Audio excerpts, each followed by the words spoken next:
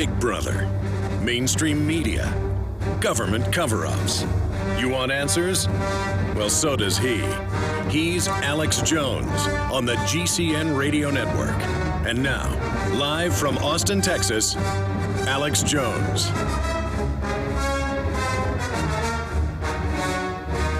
It's not quite Alex Jones this Friday. I am your guest host, Holland van de Nieuwenhof. I'd like to thank Alex for having me on as his guest host today. It's my pleasure. I drove down here to Austin from Oklahoma City yesterday in order to host the show. It's been a while. It's been several months since I first had the opportunity to guest host the Alex Jones Show, and it's always a lot of fun. And I'm looking forward to a good time today. Today, we're going to be talking a lot about Benghazi. That is in the news. And what they're talking about in the mainstream media is not exactly what occurred at Benghazi, what we need to be talking about regarding Benghazi. So we'll be talking about that a lot, and we'll also be taking your calls.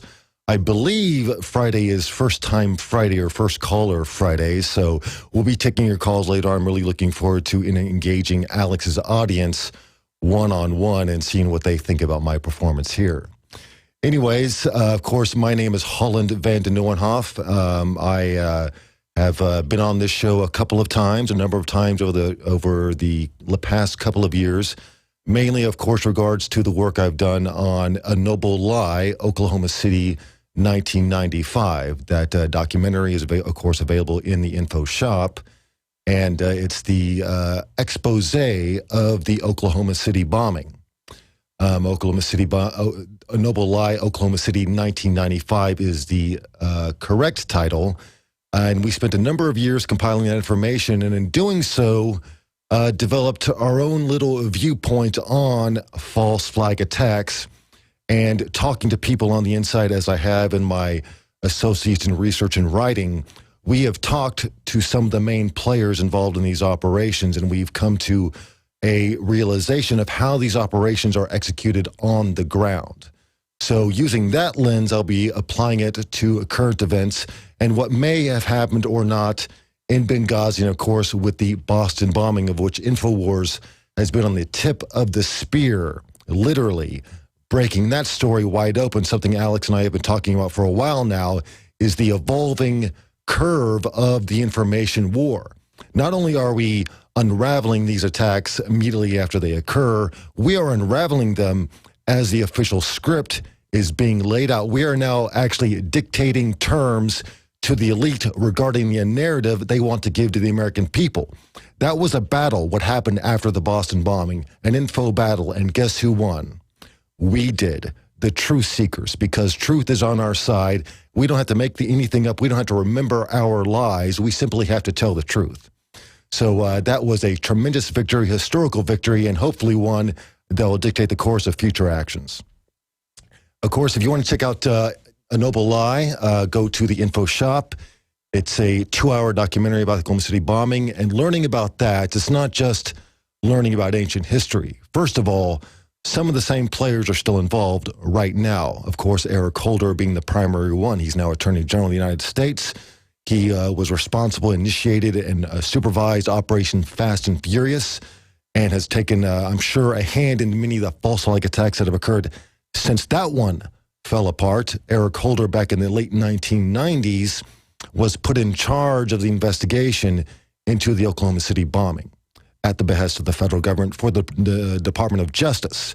And obviously we saw where that direction took us and how Eric Holder made his bones covering up for the elite in the very beginning of his career in government. I'm sure he had already been vetted before that, but he definitely made his bones after the Oklahoma City bombing, specifically in covering up the torture murder of Kenneth Trentadue, who was a prisoner in federal custody, mistaken for John Doe number 2 by the FBI and tortured to death. Eric Holder supervised that cover-up. That's who we're dealing with, people.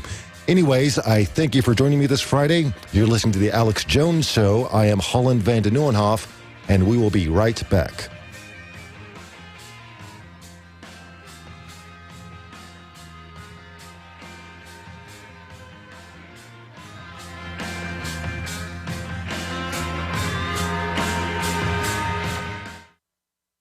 Cal-Ben Soap Company can save you thousands of dollars and give you good old-fashioned real soap that is triple concentrated and made from the highest quality vegetable and coconut oils. See them on the web, www.5starsoap.com, or call 1-800-340-7091 for a free catalog and buy American-made products. Order the sampler, a 1 to 2 month supply, or get a 1 to 2 year supply of soaps for all your cleaning needs.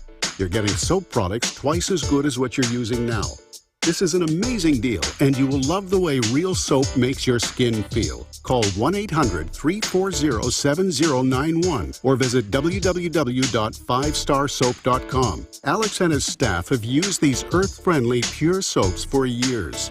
See them on the web, www.5starsoap.com, or call 1-800-340-7091 for a catalog.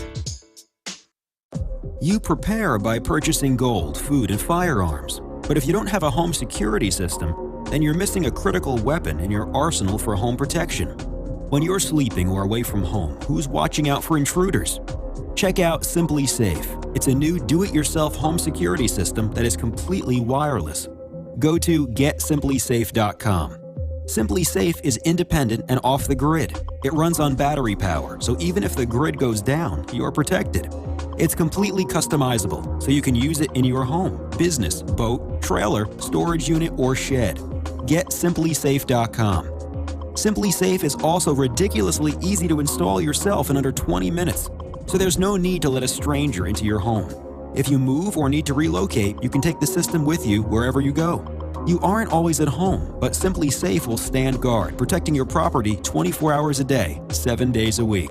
Again, that's GetSimplySafe.com. In the last 2 years alone, the U.S. has seen huge losses to our food supply. In 2011, storms and floods raged across the U.S., costing us $20 billion in lost crops alone. In 2012, we saw the largest drought in the country in more than 50 years. You may think out of sight, out of mind, and so you don't think you will be affected. The fact is you are. We all are. Food shortages drive prices up for everyone. You might not be able to control Mother Nature, but you can control your food prices by freezing the cost and availability of your food supply with eFoods Direct. Be prepared before you need it. With nutrient-dense food you can store for up to 25 years. You can hope for the best, but hope won't feed you. Do what I've done and get your own supply of the best storable foods out there from eFoods Direct. Call 800-409-5633 or visit them on the web at efoodsdirect.com/Alex and check out their spring specials. Again, that number is 800-409-5633 or on the web at efoodsdirect.com/Alex. You can bet your life on eFoods Direct.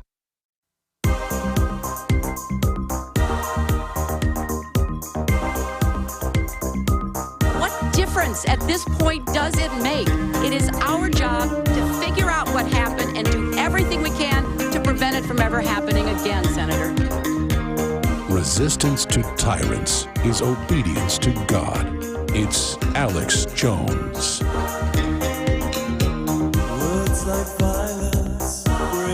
Welcome back to the Alex Jones Show. I'm your host, Holland van de Nieuwenhof. It is the InfoWars store where you can check out A Noble Lie. Go check that out. Your support is very important. I'd like to comment on that. You know, I've come up to the info operation here in Austin a couple of times, and I doubt there's another talk show host in the world who's employing, you know, as several dozen people as Alex is. I don't even know what the number is. But every single one of these people, you know, they are relying upon the support of the community, which is supporting Alex in his endeavors to expose the truth. So that is why your support is important, to keep us going, to pay the bills, literally, of the operation so we can continue to spread the word and continue to be a thorn in the side of the globalist elite. What Dan Bidandi did in Boston when he shut down a press conference of the governor, the entire world was watching that press conference. And immediately after, when he mentioned a false flag attack, guess what the world did? When they shut down that press conference, he went on Google, they went on Google, and they started looking up false flag attack. That was people across the world who saw that endeavor waking up. That is what they're doing here. That is why your support is very important. Today, like I said, we'll be taking callers later on, but I'd like to get into a little of what Benghazi is going on there, the implications, and compare Benghazi perhaps to the most recent terrorist attack that has struck this country, the Boston bombings. When you look at Benghazi, 4 Americans killed, including a U.S. ambassador, that compound under attack for hours. For those of you unaware of my background, I served in the United States Marine Corps in the infantry. Not long after the Benghazi attacks occurred, I received a call on my own show, Radio Free Oklahoma, on the Logos Radio Network, which is on Monday evenings. And it was a former Marine himself. I did not know him, but he was calling in. He had worked security, embassy security for the ambassador, Chris Stevens, in Jerusalem. And he expressed confusion, amazement that there was no military relief while the embassy in Benghazi was under attack. Because I had brought that up on air. I was like, I served in the Marines. I know how embassy security operations work. I have many friends who serve in that capacity in the Fast Company anti-terrorist team who respond to attacks on embassies and also embassy guards themselves. And I can tell you this, that had that been a legitimate affair, a simple, if the crowd was simply mad because of some YouTube video that was produced in California several months before, there would have been a military response literally within minutes. Benghazi is right on the coast of Libya. There is a carrier group sitting in the Mediterranean. We have bases all over the Middle East, all over Israel, all over the region, in Italy, across the water. Had that been a legitimate affair, I guarantee within minutes there would have been helicopters circling over that embassy with the Marines boiling out, armed to the teeth. That's not what we saw. What we saw was the embassy for the United States, the most powerful empire in recorded history, under attack for 4 hours by 60 members of a so-called mob with no relief in sight. One of the telltale signs of an inside job or that the fix is in is the lack of military or security response when normally there would be. And when an ambassador for the United States is under attack for 4 hours, there should have been massive military response. And there was zero, which tells you someone gave a stand-down order. Someone wanted those people to die. The information coming out of Benghazi is very interesting. It turns out that, of course, there was a weapons pipeline being run out of Benghazi. Those weapons that were used in the Libyan so-called revolution were now being shipped over to Syria, where they're being used now in Syria to fulfill our current foreign policy objectives there.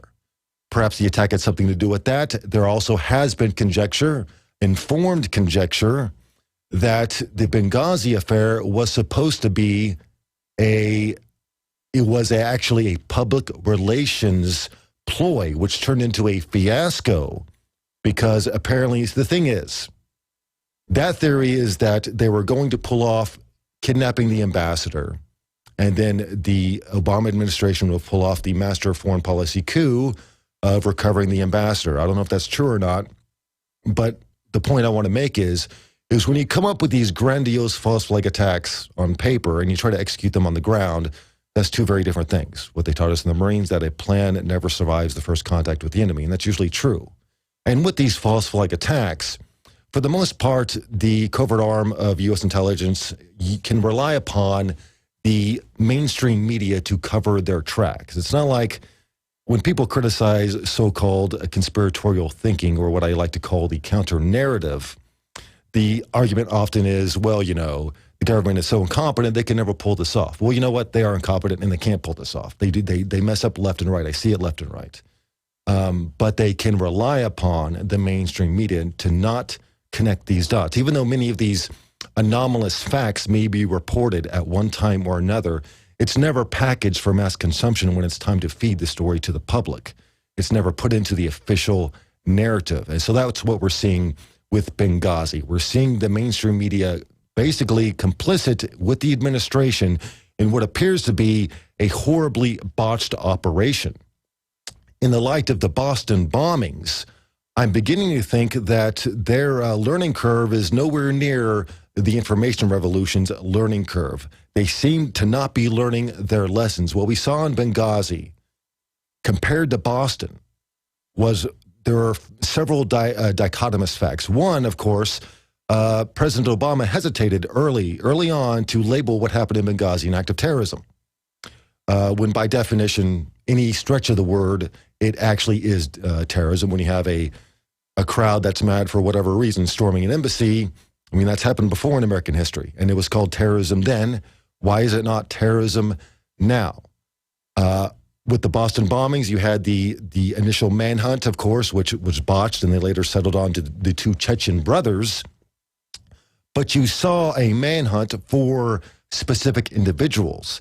In the case of Benghazi, there is no talk of bringing the perpetrators to justice. None at all. The Obama administration is not talking about bringing the attackers of Ambassador Stevens into court or bringing them to Guantanamo or anything. It's not even on the table to seek justice for Benghazi, because even trying to open up that can of worms and let people to learn even more about it might lead to that story blowing wide open and what actually happened. Now, the congressional Republicans right now are digging into Benghazi. It's probably not for truly altruistic reasons. We can be sure that party politics has a reason to play, but we can utilize this to our advantage and find out what they are finding out about Benghazi. Now, I don't know if they're going to take it all the way. Probably not. Usually these investigations by partisan politicians do not take the investigations all the way where they need to go. But we can still discover information, and the Republicans right now are on it. As much as the media is trying to downplay Benghazi and act like it's ancient history, in many ways they're trying to say it is. But it's not, because it is the current administration. It deals with what is happening in the Middle East and what exactly were they doing in Libya. Now, the truth on this event will come out. Eventually, we live in the age of information. There are no more secrets. All mysteries are revealed. But are we going to be able to connect the dots on the information and make positive choices? Or are the American people going to forget about the case by the time the truth comes out? Because that's usually how it is. By the time the truth comes out, the case is forgotten. There have been 9 or 12 other more interesting things happening in the news, at least the news playing up these things to distract people away from what is really going on. By the time we discover what really happened in Benghazi, we will have moved on to 9 different scandals, and that is their game plan, at least, and it will not impact what is going on. But the information revolution is not just about revealing information, reporting information. It's about acting on information, using that information to affect our choices. And if we act on the information that the administration lied about Benghazi, is lying about everything else, is lying about the Boston bombing, and if this partisan effort, if it is mainly partisan, I'm going to give the Republicans the benefit of the doubt on this because they are uncovering some good stuff. If they can take this investigation to where it needs to go. Because where it needs to go, frankly, I mean, I know where it needs to go. But where it needs to go for right now is the Secretary of State, Hillary Clinton, resigning or being tried for treason. Because she is ultimately responsible for what happened to her ambassador, to her embassy, on her watch. Her signatures on the papers pulling down security from the Benghazi embassy. There was no good reason for that. When Al-Qaeda is flying the black flag of Al-Qaeda over whole towns in Libya, why would you be decreasing security at your embassy?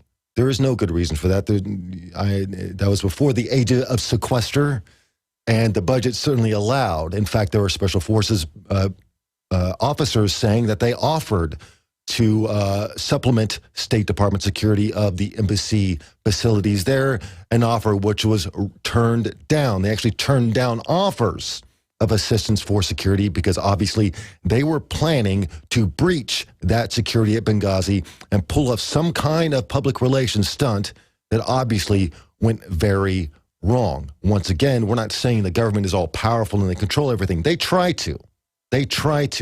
And they can rely upon the mainstream media to not hold them accountable. They mess up all the time. They messed up this. They messed up Boston. And you know what? The more mistakes they make, better for us because they expose themselves. Anyways, I am Holland van de Nieuwenhof, a guest hosting the Alex Jones Show this Friday. I thank you for joining me, and we will be right back.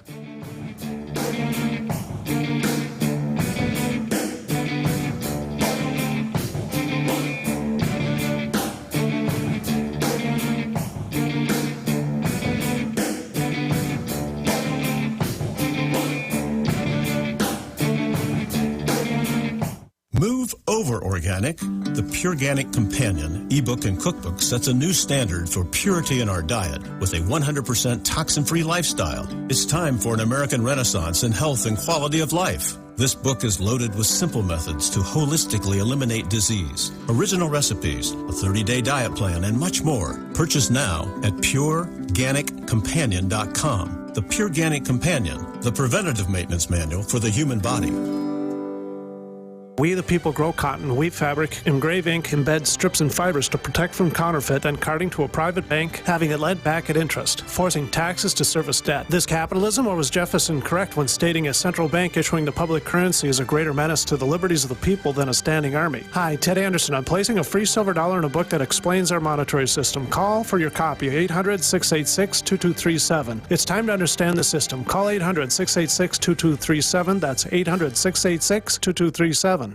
You prepare by purchasing gold, food, and firearms. But if you don't have a home security system, then you're missing a critical weapon in your arsenal for home protection. When you're sleeping or away from home, who's watching out for intruders? Check out Simply Safe. It's a new do-it-yourself home security system that is completely wireless. Go to GetSimplySafe.com. Simply Safe is independent and off the grid. It runs on battery power, so even if the grid goes down, you're protected. It's completely customizable, so you can use it in your home, business, boat, trailer, storage unit, or shed.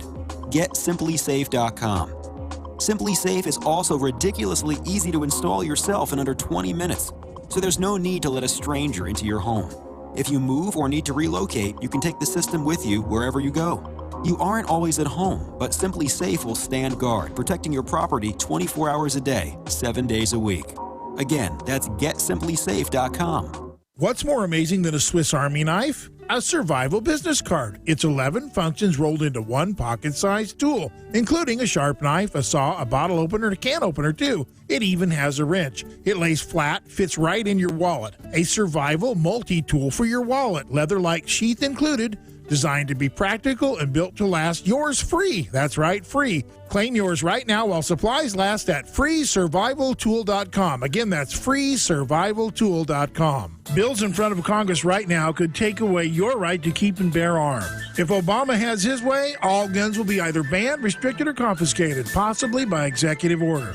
The best way to keep your guns is to hide them. What Obama can't find, Obama can't take away. You can protect your guns from any threat. Download our special report, How to Hide Your Guns, at GoHideYourGuns.com. Learn how to hide your guns while keeping them readily available. Get the report now before they make us take it down. On the web at GoHideYourGuns.com. Gardeners, here comes another growing season, but don't use last year's soil. Maximize yields in your survival garden with EM1 from Terraganics. EM1 is an organic soil conditioner, fertilizer amendment, and compost accelerant that provides a broad spectrum of beneficial microorganisms, enzymes, trace minerals, vitamins, and various organic acids. EM1 helps regulate the soil's pH level and its soil microbes, improving moisture retention and drought tolerance. Remember last year's dry conditions?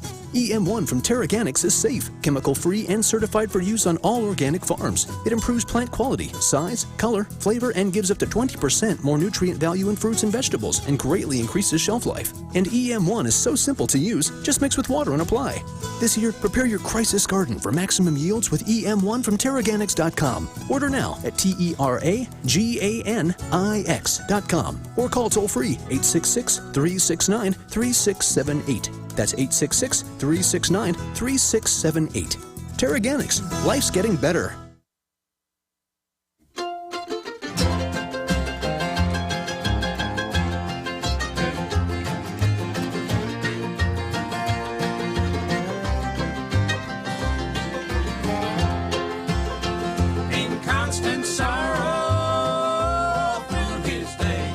Welcome back to the Alex Jones Show. I am not Alex Jones. I am guest hosting today, May 10th, this Friday. My name is Holland van de Nieuwenhof. I am the writer and producer for the film documentary A Noble Lie, which you can get at the InfoWars store. A Noble Lie, Oklahoma City, 1995. The definitive expose of the Oklahoma City bombing. If you're unfamiliar with that work, let me assure you that our sources, our firsthand sources, our witnesses in the film are police officers, victims, family members, survivors, investigators, people who are directly involved with what happened in Oklahoma City. And the things they saw were at a direct variance with the official narrative being dictated by the government and the mainstream media. This is a theme seen time and time again. People on the ground, first responders, seeing things that are directly contradicting what the government is saying. Now in Benghazi, we're seeing the same thing. We have Gregory Hicks, the number 2 man in Libya. In fact, when Chris Stevens, the ambassador, was killed in the Benghazi affair, Hicks became the number 1 man in Libya. His questions, his testimony about questioning what he was seeing regarding security, what the official narrative was. He started questioning the official narrative of the Benghazi attacks. And for that, he was demoted, made a desk officer after being a service officer for 22 years.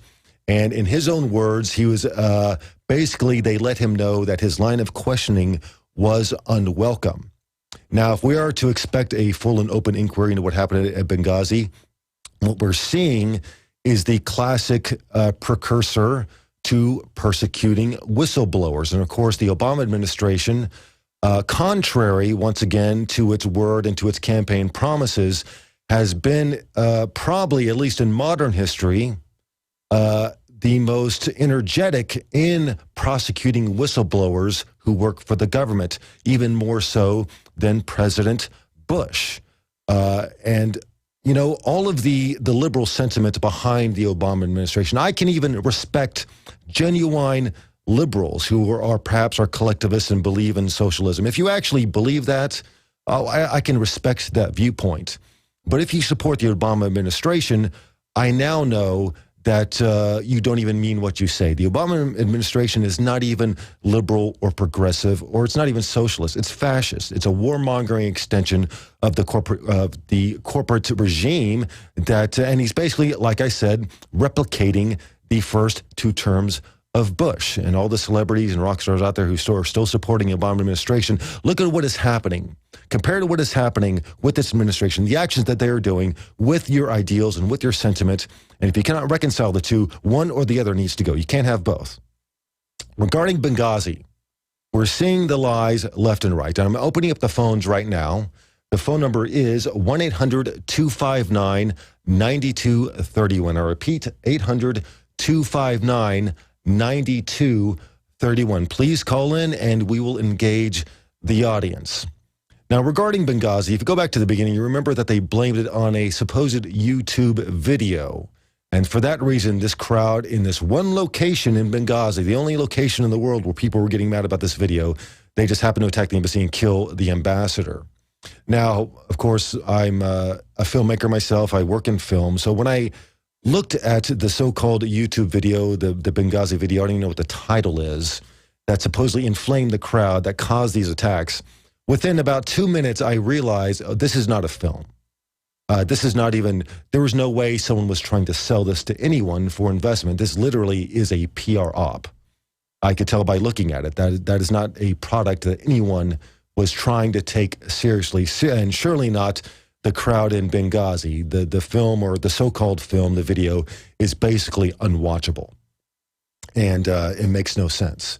And that is not why the crowd at Benghazi decided to attack that embassy. That is a cover story, and a very weak cover story. And I mentioned before that, of course, the Obama administration was reluctant to regard the Benghazi attacks as terrorism.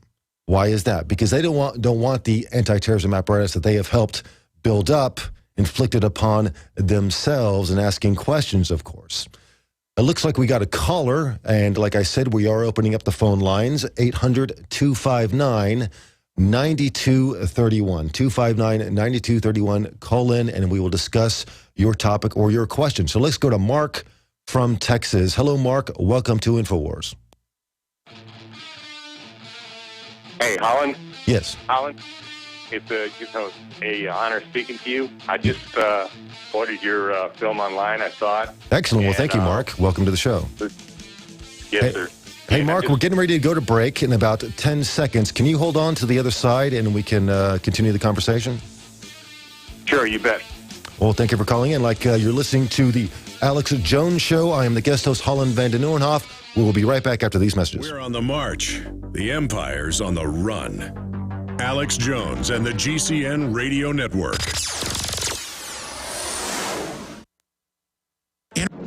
had tried everything. I'd cut back the amount of food I was eating. I was lifting weights and jogging, but nothing was working. My body was literally starving for minerals and trace elements as well as key vitamins. And as soon as I had that, I immediately could eat half of what I was eating previously and be satisfied. Now, there are hundreds of great products at InfoWarsTeam.com, but I want to point out the 3 that have helped me lose 37 pounds in just 2 months. Products like Beyond Tangy Tangerine, Pollen Burst, and Rebound. When I started taking the Tangy Tangerine and other products every day, I lost more than 37 pounds in just 2 months. Now that's results. I want to challenge my listeners to go to InfoWarsTeam.com and to order just 3 of their products, and you will see the changes in the way you look, feel, and in your appetite almost immediately. Start your journey to health and wellness today. InfoWarsTeam.com.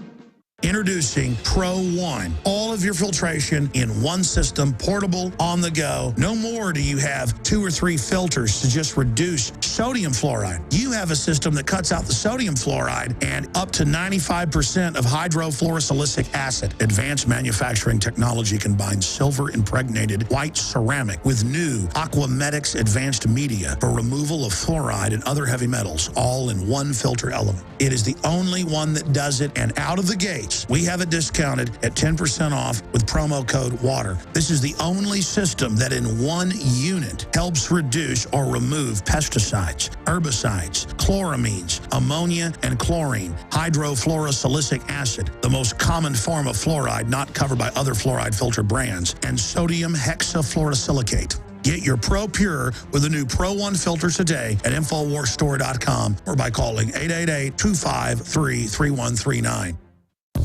With health threats on the rise, such as West Nile virus, MRSA, CRE, and now the new bird flu recently discovered in China, there has never been a more crucial time to support your immune system. Supernatural Silver is a revolutionary new silver solution that is clinically shown to be several hundred times more effective than colloidal or ionic silver and is powerful enough to help protect you and your family. Supernatural Silver is scientifically supported, highly effective, and perfect for everyday use inside the body as well as out. The Science Digest Journal says silver is our mightiest germ fighter. It is virtually non-toxic and is emerging as a wonder of modern medicine. Supernatural Silver is the #1 choice of thousands for improved health and immune system support. To find out how Supernatural Silver can change your life, go to supernaturalsilver.com and use the promo code SPRING2013 for 20% off, and like us on Facebook.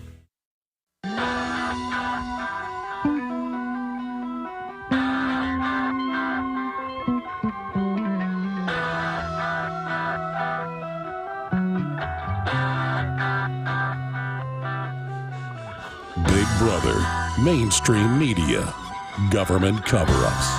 You want answers? Well, so does he. It's Alex Jones on the GCN Radio Network. Hey, you White House, I shall nod you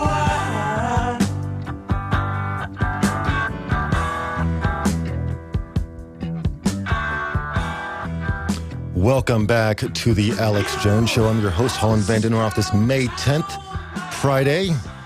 Looks like we're going to go back to our caller, Mark from Texas. Hello, Mark. Welcome to the Alex Jones Show. You were saying that you had purchased a copy of A Noble Lie. Is there anything else? Yes, sir. And what bothers me is nobody's even ever heard of this. And I have passed it around. I even sent it to another talk show. I don't know if you ever heard of the Lynn Willie talk show. It's here in Texas. Also. I guess not. I sent a copy. And because I want people to, to understand that this stuff is real. I didn't used to believe this stuff. I used to think, some nutcases, conspiracy theories. No. And because I tell people, look, you can Google police officer Donald Browning. Mm-hmm. You can Google the late, murdered, by the way, Officer Terrence Yankee. Mm-hmm. And also recently the late, what's his name, Heidelberg? Hoppy Heidelberg, yes, of course, who passed last year also. I'm sorry we lost him recently. You can Google those things, and you can see these are not fly-by-night witnesses. These are people who really were there and seen what happened or were personally threatened, as was Hoppy and, of course, police officer Browning.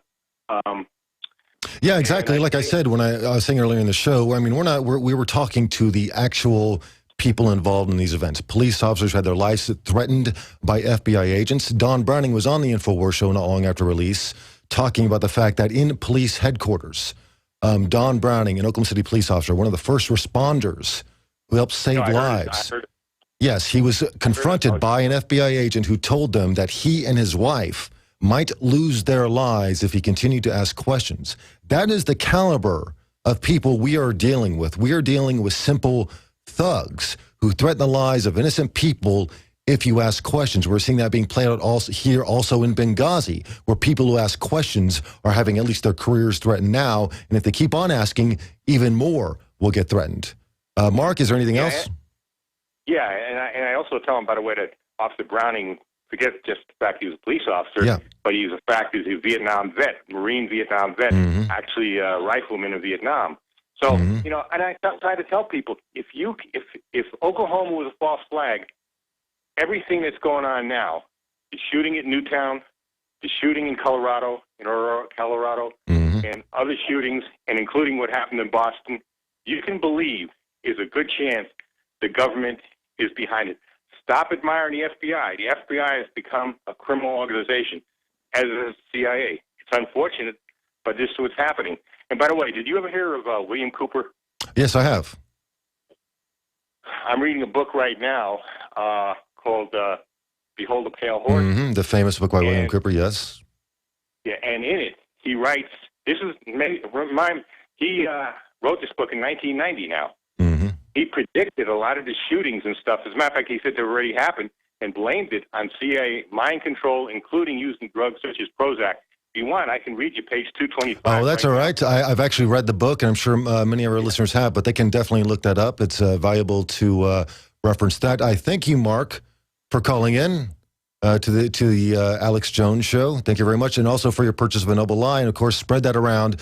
And this is something that I will relate to the audience. And time again, this is what I was striving for with a Noble Lie. What we were striving for was for that product to be a wake-up tool. And I have had more than one person come to me and tell me that they were able to wake up stubborn members of their family or their friends who were unable to grasp a lot of the information. But seeing it laid out in the way it was in a Noble Lie allowed them to make the conclusions that can only be gotten from a sober examination of the evidence. So it does serve as a valuable wake-up tool, and in that I am glad. So I thank you, Mark, for checking out a Noble Lie, for spreading the word, and for calling in.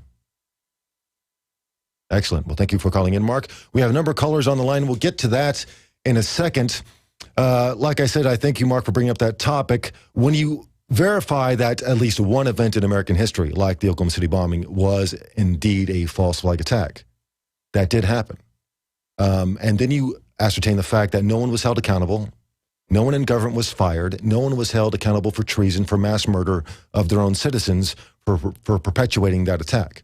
And I'd like to clarify some things. When I say inside job, that it was an inside job, it was. But it's not that every street agent on the scene is involved in a cover-up of the fact that a criminal arm of the government blew up its own facility or blew up its own people to affect a political agenda.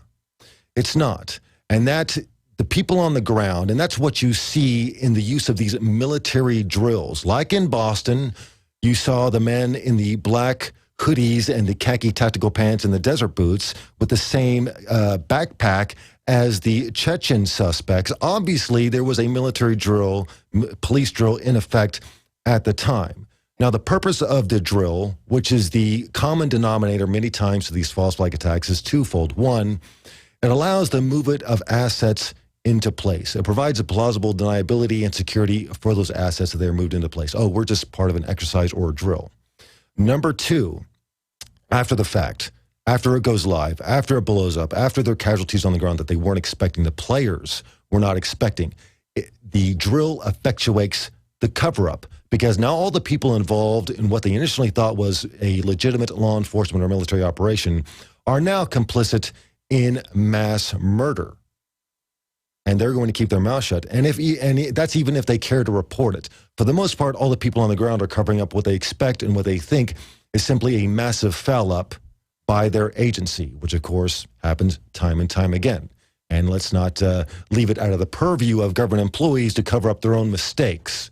So the drill is twofold: to move the assets into place and to help effectuate the cover-up after the fact by letting all the law enforcement officers or military officers involved, let them know, oh, by the way, this is part of an operation, but it's top secret and you can't talk about it. Of course, I'm not making that up. We saw the same thing after the Oklahoma City bombing. Something that's not in a noble lie was the fact that several police officers on the scene who first responded were sequestered, brought together separately by FBI agents, and told that there was an undercover operation going on involving the Ryder truck, involving what happened in Oklahoma City, and for security reasons, ongoing undercover operation, you cannot talk about it.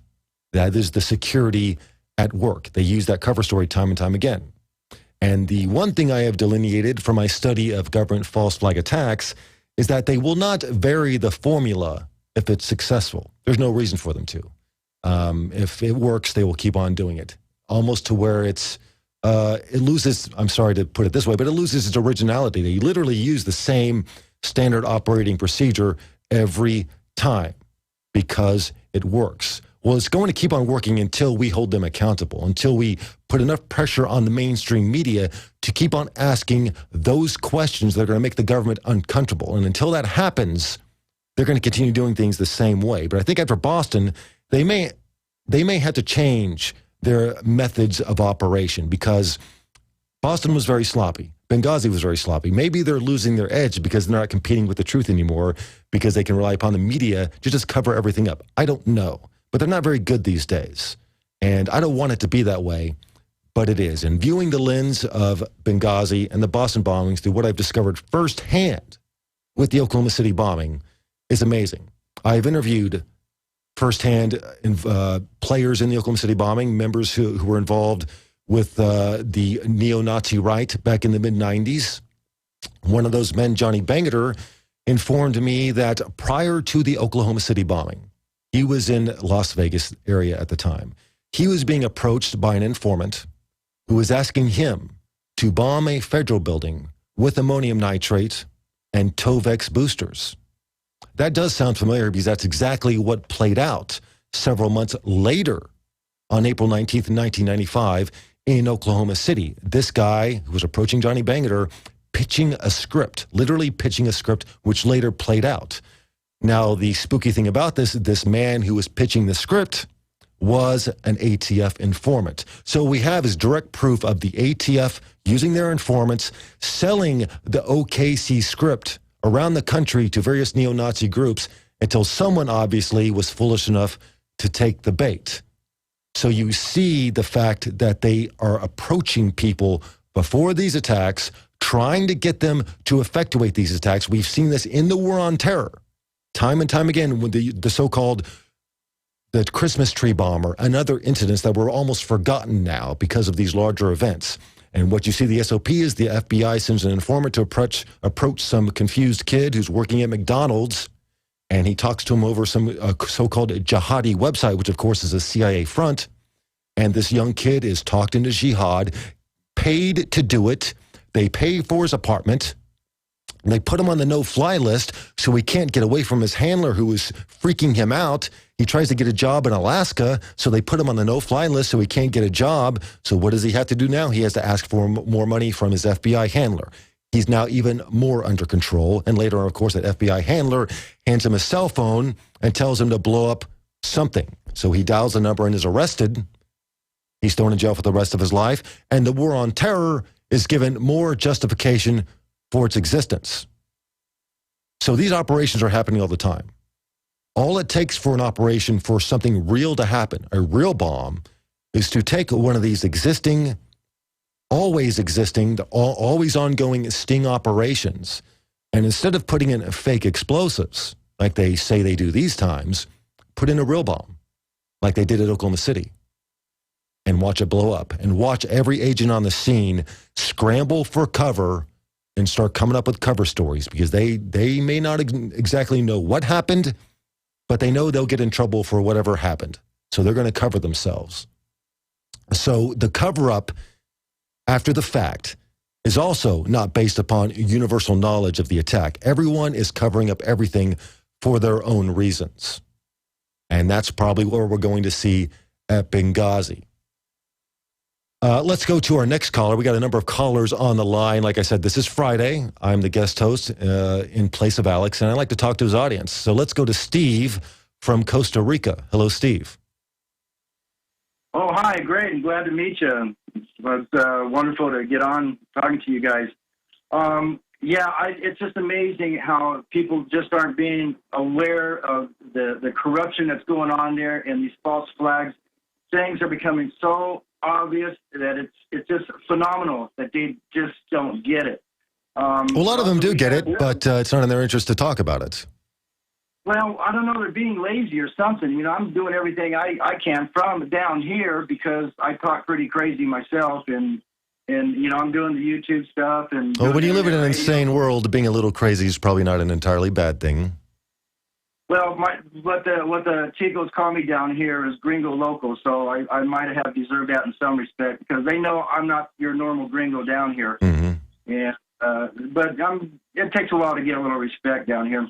But one of the things too with this whole corruption stuff and this whole banking structure that has affected Costa Rica, which I'm really so sad to see, is the last two presidents have borrowed so much money, billions and billions and hundreds of millions of dollars from these same banksters in Europe that have been repossessing Greece and Cyprus, that are going for Italy, Spain, Portugal, and they're going to be coming here. They already done it to Stockton, California. They repossessed Stockton. People don't understand. They're taking their pension funds. You know, when are they going to wake up? Exactly. What's happening what has happened in Europe, what has happened in Greece, what they tried to pull off in Iceland is just a precursor of what they're going to try to pull off. Cool. We're not asking people to make fantabulous, inventions here. Just learn the lessons of very recent history and apply them to what's going on today. What they pulled off, what they tried to pull off in Iceland, what they're pulling off in Greece, Spain, Italy, is what they're going to do in this country when the bill comes. We are no different, and we are not immune from history. Anything else, Steve? Piece by piece, like a cancer. It's spreading like a cancer, not like a virus, because that goes too fast, but piece by piece, and they're going to consume everybody, and they're going to consume this poor country too. And these people know it down here because there is austerity down here. Everything has gone up, the cost of living, although it's a heck of a lot cheaper than the United States, but still, in their perspective, in their economy, everything has gone up, and the locals don't like it, and they're pretty upset with the president. You know, she's one of the first women presidents, and she got bought off by the United States because they. Well, that's what happens. I mean, Costa Rica is definitely within the sphere of influence of the United States, and they're not going to allow an independent to run that country for too long. I thank you for calling in, Steve. Great. Good talking to you. Have a great day then. Awesome. I have a lot of friends who have decided to go the expatriate route, who are in Ecuador and Costa Rica and other countries. I don't blame them at all. I mean, if you want to go to Costa Rica, I fully sympathize. I'm sure it's a beautiful country. I myself was born in this country, and I've already made a name for myself saying the things I do, so it's already too late for me to run. It's not in my nature anyway. But I fully understand those people who flee tyranny that is happening in this country, who have seen history and seen it playing out again in this country. You would be a fool to not read the signs and take action. Either get out or go to battle, one or the other.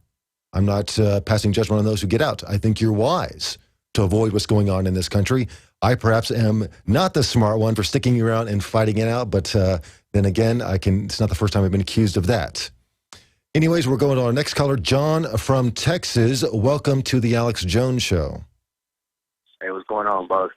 I really appreciate what y'all guys are doing out there, and keep spreading the word. You know, I ain't gonna sit here, I ain't gonna run either. You know, I look at it, and I already know what they're trying to do to us, and I'm not dealing with it. You know, I'm not having it. But I just got some breaking news. This is the reason why I'm calling, because I'm an everyday listener. My first time calling. Excellent. But I got some breaking news. The Texas bombing, the West Texas bombing. Are you talking about the fertilizer plant in Waco, Texas? Is that what you're referring to? Yes, sir. Okay. Well, I'm looking at my news just now. I got recorded it and everything. I got footage of it. But they caught a guy, and he said at first they were talking about, it was the fire. And then they caught him, the EMS guy, and he... Okay, you say caught the man. Is that caught on private communications between first responders? Is that on the news? No. They said that they caught the guy. Federal agents got this guy now, and he's an EMS guy. EMS or EMT, one of the two. Mm-hmm. His name is Brian something McKnight. I got the video. We have the article online right now on InfoWars. I'm looking at it right now. So it looks like there is some developing information in that investigation. I was wondering exactly how that fertilizer plant exactly went up. Being on fire doesn't necessarily mean it'll explode. Anyways, I thank you for calling in to the Alex Jones Show. We're going to break right now. We're going to go to our next callers. I thank you for calling in. And for those of you listening, we will be right back.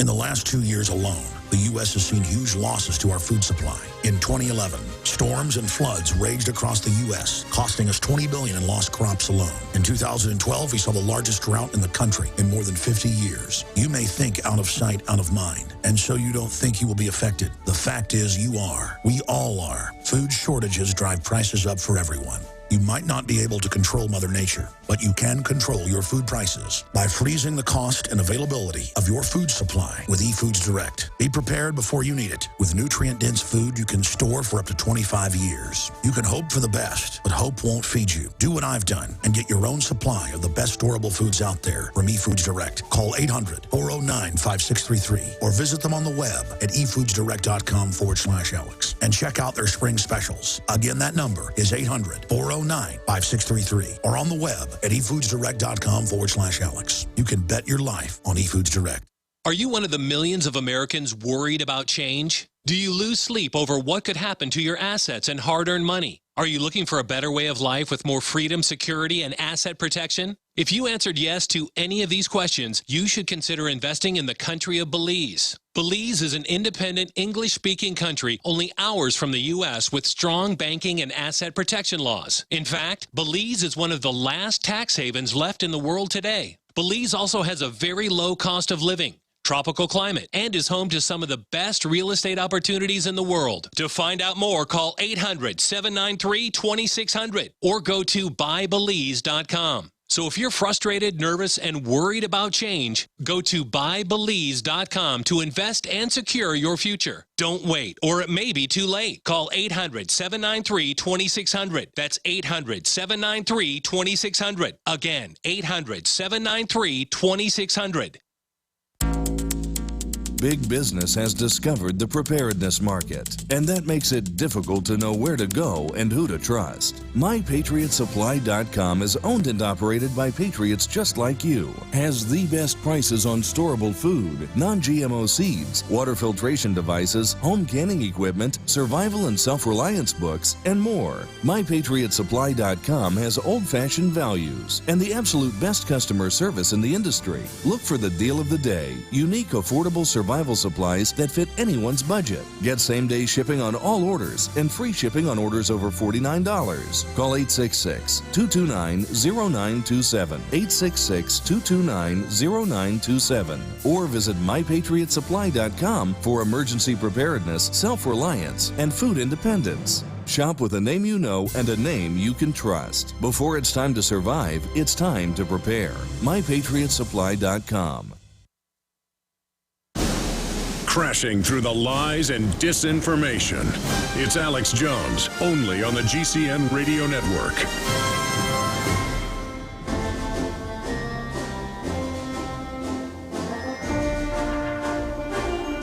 Welcome back to the Alex Jones Show. I'm Holland Van Den Noornhoff, guest hosting this May 10th. All the callers on the line, be patient. I will get to you as soon as I can. Today, we are discussing, as a direct topic, the information coming out of the Benghazi attacks on September 11th of last year. We can cover other topics, of course. There's a lot of other topics. I really want to get into the fact that the State Department has shut down the 3D printing plans that are being distributed, that they're citing an international arms control treaty to shut down a website that's distributing plans on making a gun, printing a gun on a 3D printer. Of course, Alex has had Cody Wilson on the show in the past talking about this new evolution in manufacturing, the fact that now engineers are going to have more power than politicians. I think that's a new good trend. I've had my dealings with a number of politicians over the year. I've not been impressed with their IQ. However, engineers, I'm fully confident, can pull off their plans competently. And the latest news coming out of Cody Wilson and his enterprise, his endeavors, is that the State Department has shut down his website and its distribution of files that allow 3D printers to print up the Liberator handgun, which is a ABS plastic handgun that can be made entirely from a 3D printer minus the nail, which you can buy at Home Depot, as a firing pin, a weapon that fires apparently most popular pistol calibers. It's based on the Liberator pistol from World War II, which is a one-shot pistol dropped behind the lines to the French resistance. The idea being that you took the Liberator in your hand and you walked up to a German sentry, you dispatched the sentry with your Liberator, and you took his weapon, and now you were armed to fight the resistance. Cody Wilson has invoked that name for the Liberator and his new printable handgun, and the State Department has struck back by shutting down the website and its distribution because apparently foreign users are offloading or downloading those files, and that violates some international arms control treaty. So we're seeing the pushback on this gun control fight. Now, what Cody Wilson and his people are doing is circumventing the whole political process by conventionally which they restrict and control our behavior through taxation, through laws, through bans, through prisons. When you can print up whatever is your heart's desire, if it be a gun, it really doesn't matter how many pieces of paper are written on, how many words are written on a piece of paper signed by the governor. That is not reality. What is happening on the ground is reality. And now we're going to be able to see the capability to manufacture your own weaponry. Now, some people may be predicting some kind of Mad Max chaotic world in such an event, but it's not too much different from what's going on now because you can purchase basically whatever you want. You're just going to be able to circumnavigate government restriction on your freedom. So perhaps the new fight for freedom is not going to be in the halls of state capitals, of the White House, of the congressional building in D.C. Maybe the future fight for freedom will be in laboratories, be on computers. And actually, I think that's what's happening now. We see a lot of people on the edge of the technological revolution are freedom-oriented, directly so, involved in the fight. We see it. We want the hackers and engineers and technological gurus on our side because this obsolete system that they're trying to keep in place over us, controlling our behavior, is obsolete. They're refusing to come to grips with it, and now they're striking back by trying to ban things, like with the State Department banning defense distributed from getting these plans on how to make guns out there. We can fight back. You're listening to The Alex Jones Show. I'm Holland Van de Nieuwenhof. We'll be right back.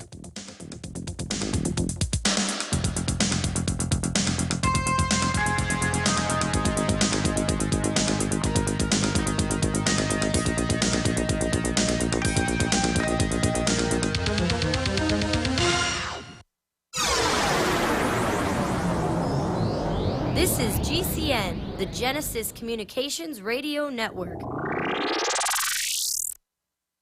Cal-Ben Soap Company can save you thousands of dollars and give you good old-fashioned real soap that is triple concentrated and made from the highest quality vegetable and coconut oils. See them on the web, www.5starsoap.com, or call 1-800-340-7091 for a free catalog and buy American-made products. Order the sampler, a 1 to 2 month supply, or get a 1 to 2 year supply of soaps for all your cleaning needs. You're getting soap products twice as good as what you're using now. This is an amazing deal, and you will love the way real soap makes your skin feel. Call 1-800-340-7091 or visit www.5starsoap.com. Alex and his staff have used these earth-friendly, pure soaps for years. See them on the web, www.5starsoap.com. or call 1-800-340-7091 for a catalog. Waging war on corruption. Alex Jones on the GCN Radio Network.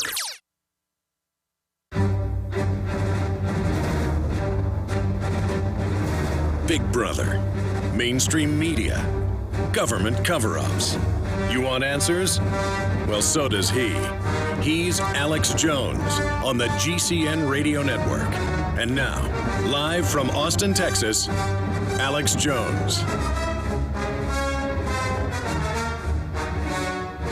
Welcome back. I'm Holland Van Noonhoff. Let's go to our next caller, Greg from Colorado. Hello, Greg, and welcome to the Alex Jones Show. You're speaking with Holland Van Noonhoff. Welcome to the show.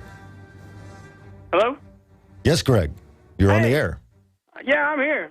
I got a question I haven't heard anybody ask, and one of the battle cries seems to be quo bono, who benefits? Mm-hmm. And on all the gun qui bono, bans and yes. ammo shortages and stuff, it seems like the gun manufacturers and ammo manufacturers are benefiting. And I wondered if anybody had traced up the ownership of the gun manufacturers and stuff. Well, that's a very good question, Greg. And what you're seeing actually is pushback from many players in the gun industry, including Magpul out of California and other companies, PTR out of Connecticut. They are pulling out of their home states where they were founded, where they conduct their operations, because their state governments are restricting their ability to sell their products. That is an admirable and noble effort on their part to exert effort to get away from there. We're seeing other gun companies who are being strangely silent. Now, I'll give you a hint as to the gun companies that are being strangely silent in this fight. They also receive hefty government contracts for the war on terror. Remington, HK, FN, those are the big gun manufacturers in this company. And the reason they are big is because they are making M4s and squad automatic weapons and M240 Gulfs for the U.S. military for their war on terror. That's where the real money in guns is government contracts, not selling Ruger deer rifles to Jim Bob in Oklahoma City, okay? That is not a major money industry. It's money industry, but it's not anything compared to the money and the connections that are being forged with the major gun manufacturers that are dealing in government contracts. And those gun manufacturers have been strangely silent in this gun control fight. Maybe they don't want to jeopardize their government contracts. So if you really want to look into a conspiracy regarding the gun manufacturers, look into the gun manufacturers who are making their money off selling guns to the government. Awesome. Thanks for answering my question. You're welcome, Greg, and thank you for calling in. Let's go to our next caller, Scott from Missouri, the Show Me State. Hello, Scott. Welcome to the Alex Jones Show. Hi. I had some comments to make, and then I had a question. It's regards to waking people up. Okay. And consider a hypothetical situation. Let's just pretend for one moment that tomorrow on Fox News they aired, let's say, the director of the CIA literally confessing the whole operation to be an inside job. Let's take Boston. We'll just take that. Okay. He confesses that Boston's an inside job, blah, blah, blah. And let's say there's a 5-minute clip. It's a nice fantasy to indulge in, but go ahead. What's that? It's a nice fantasy to indulge in, someone actually telling the truth in government, but go ahead. Of course, it would never happen, but let's say there's a 5-minute segment. There's a whole talking head thing, and anyway. And then after that, the mainstream media says, oh, wait, we screwed up. We weren't supposed to air that. And, of course, there's just a blackout, like always. My point is I could take that video. Mm-hmm. I could show it to 10 people. They're all going to say I'm nuts. Mm-hmm. They're still not going to wake up. Even if they believe the video, they'll sit there and ponder it in their head for a moment, and then they'll just go back to what they're doing, voting for Democrats or Republicans. The point is, I've woken some people up, just like some people have woken me up, but most of the people that I deal with, including my family, they're so stubborn that they just don't understand. They think that, well, on one side, that they believe in the whole Democrat thing, and they watch CNN. The other side, they watch the whole Fox thing, and they believe in the Republican philosophy. And I keep trying to tell them, I said, they're all crooks. 9/11's an inside job. I go through the whole spiel, the whole, and it doesn't matter. My point is, let's just say George Bush did, Wile E. Coyote style, push the plunger for the Trade Center. Mm-hmm. It doesn't matter. Take the 93 bombing. It's all on record that it was an inside Oh, yeah. I mean, what you're arguing is not so much hypothetical. It's happened before. And referencing 1993, the first attack of the World Trade Centers, they admitted it was their bomb. They cooked them. They told them to do it. It was in the New York Times, 60 Minutes, and of course, nothing occurs. I thank you for calling in, Scott. And we're going to break right now. And for those of you listening, we'll be right back after these messages.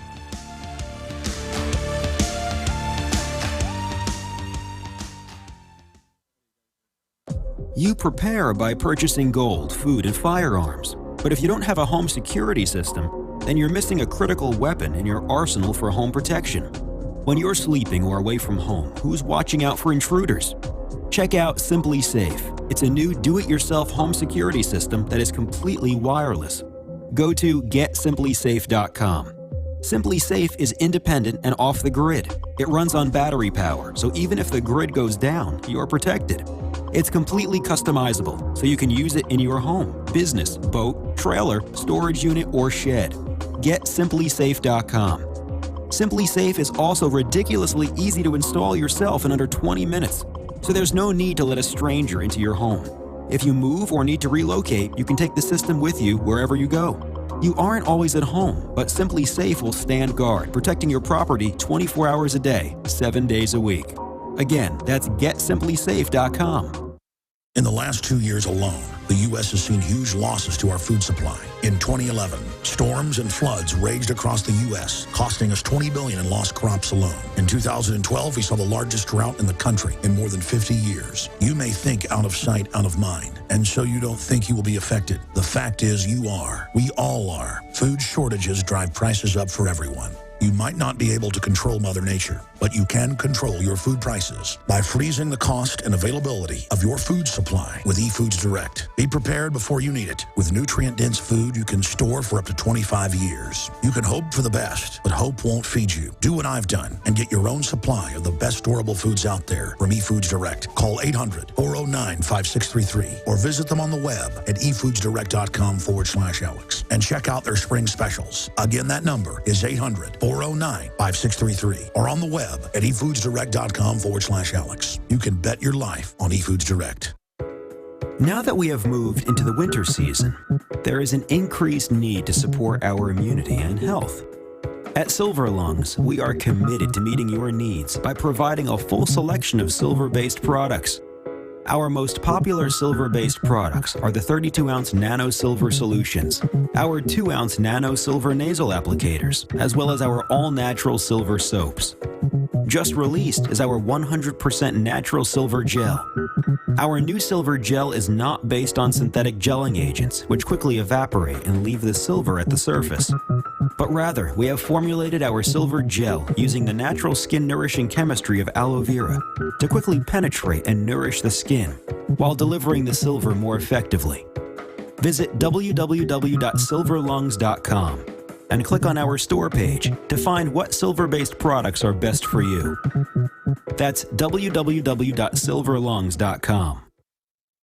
From the front lines of the information war, it's Alex Jones.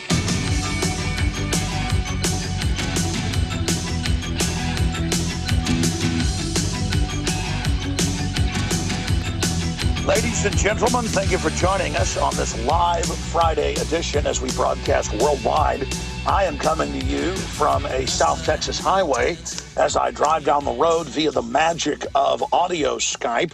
And Holland van de Nieuwenhof, a filmmaker and researcher and talk show host in his own right, who I've known for many years, is kind of the master of ceremonies, the MC today, who is basically the traffic cop. We're going to have also David Knight at the bottom of the hour pop in with a bunch of other breaking news, including new developments in the West fertilizer explosion, where they're now saying it might be foul play. We're going to be looking into that as well. And obviously, Benghazi, then Jakari Jackson will pop in with some special reports coming up in the last 30 minutes. And we're going to continue in the next 2 hours with open phones. I will be live, of course, in studio this Sunday, 4 to 6 p.m. Central Standard Time. But the reason I like to have Holland van de Nieuwenhof in is that I listen to his show, whenever I get a chance. And, of course, he's comfortable on his own show. And he's a first-class brain and does a great job. You can hear he's a little bit nervous doing this one, going from hundreds of thousands to millions of listeners. But he's doing a great job today, so I want to welcome him into the second hour. I know some stations and XM, now Channel 244, join us in the second and third hours. And, of course, we also have InfoWars Nightly News. But I just wanted to, tell you why I have Holland van den Nieuwenhof hosting the show.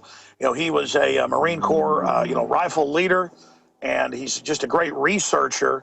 And I've heard his analysis, read his analysis, and it's been spot on so many points. Plus, with the case of Oklahoma City, he got the film made that is the only professionally done definitive work 18, 19 years after that tragic event in 1995, open and shut, who the players were, the bombs inside the buildings, who planted them, directly from the police officers and other survivors. So I always promote that film. I'm also in it. A Noble Lie, 1995, available at InfoWarsStore.com. And get it, show it to friends and family, because they will then understand false flag. You see something like Benghazi, or you see something like, something out there like the Boston bombing. When you study covert history, military history, black op history, staged event history, and there's hundreds of declassified French, Italian, British, German, Nazi, Russian, communist, Tsarist before them, Maoist staged events. When you learn the Romans were obsessed with staging events and blaming it on their enemies, when you learn that this is such a part of history, then you look at each new event and say, well, is it the usual culprit or is it a real event? And there are real events. There are real events, kind of like there are four-leaf clovers, but they're very, very rare in a grove of clover, in a patch of clover. You can look for 10 hours and maybe find one mutation that is the real lone wolf anomaly. Very, very rare. Maybe the shootings in Norway, maybe that was real, but there was a drill there and a stand down as well. They use the drill so if their operatives get caught, they can then say it was just part of the drill.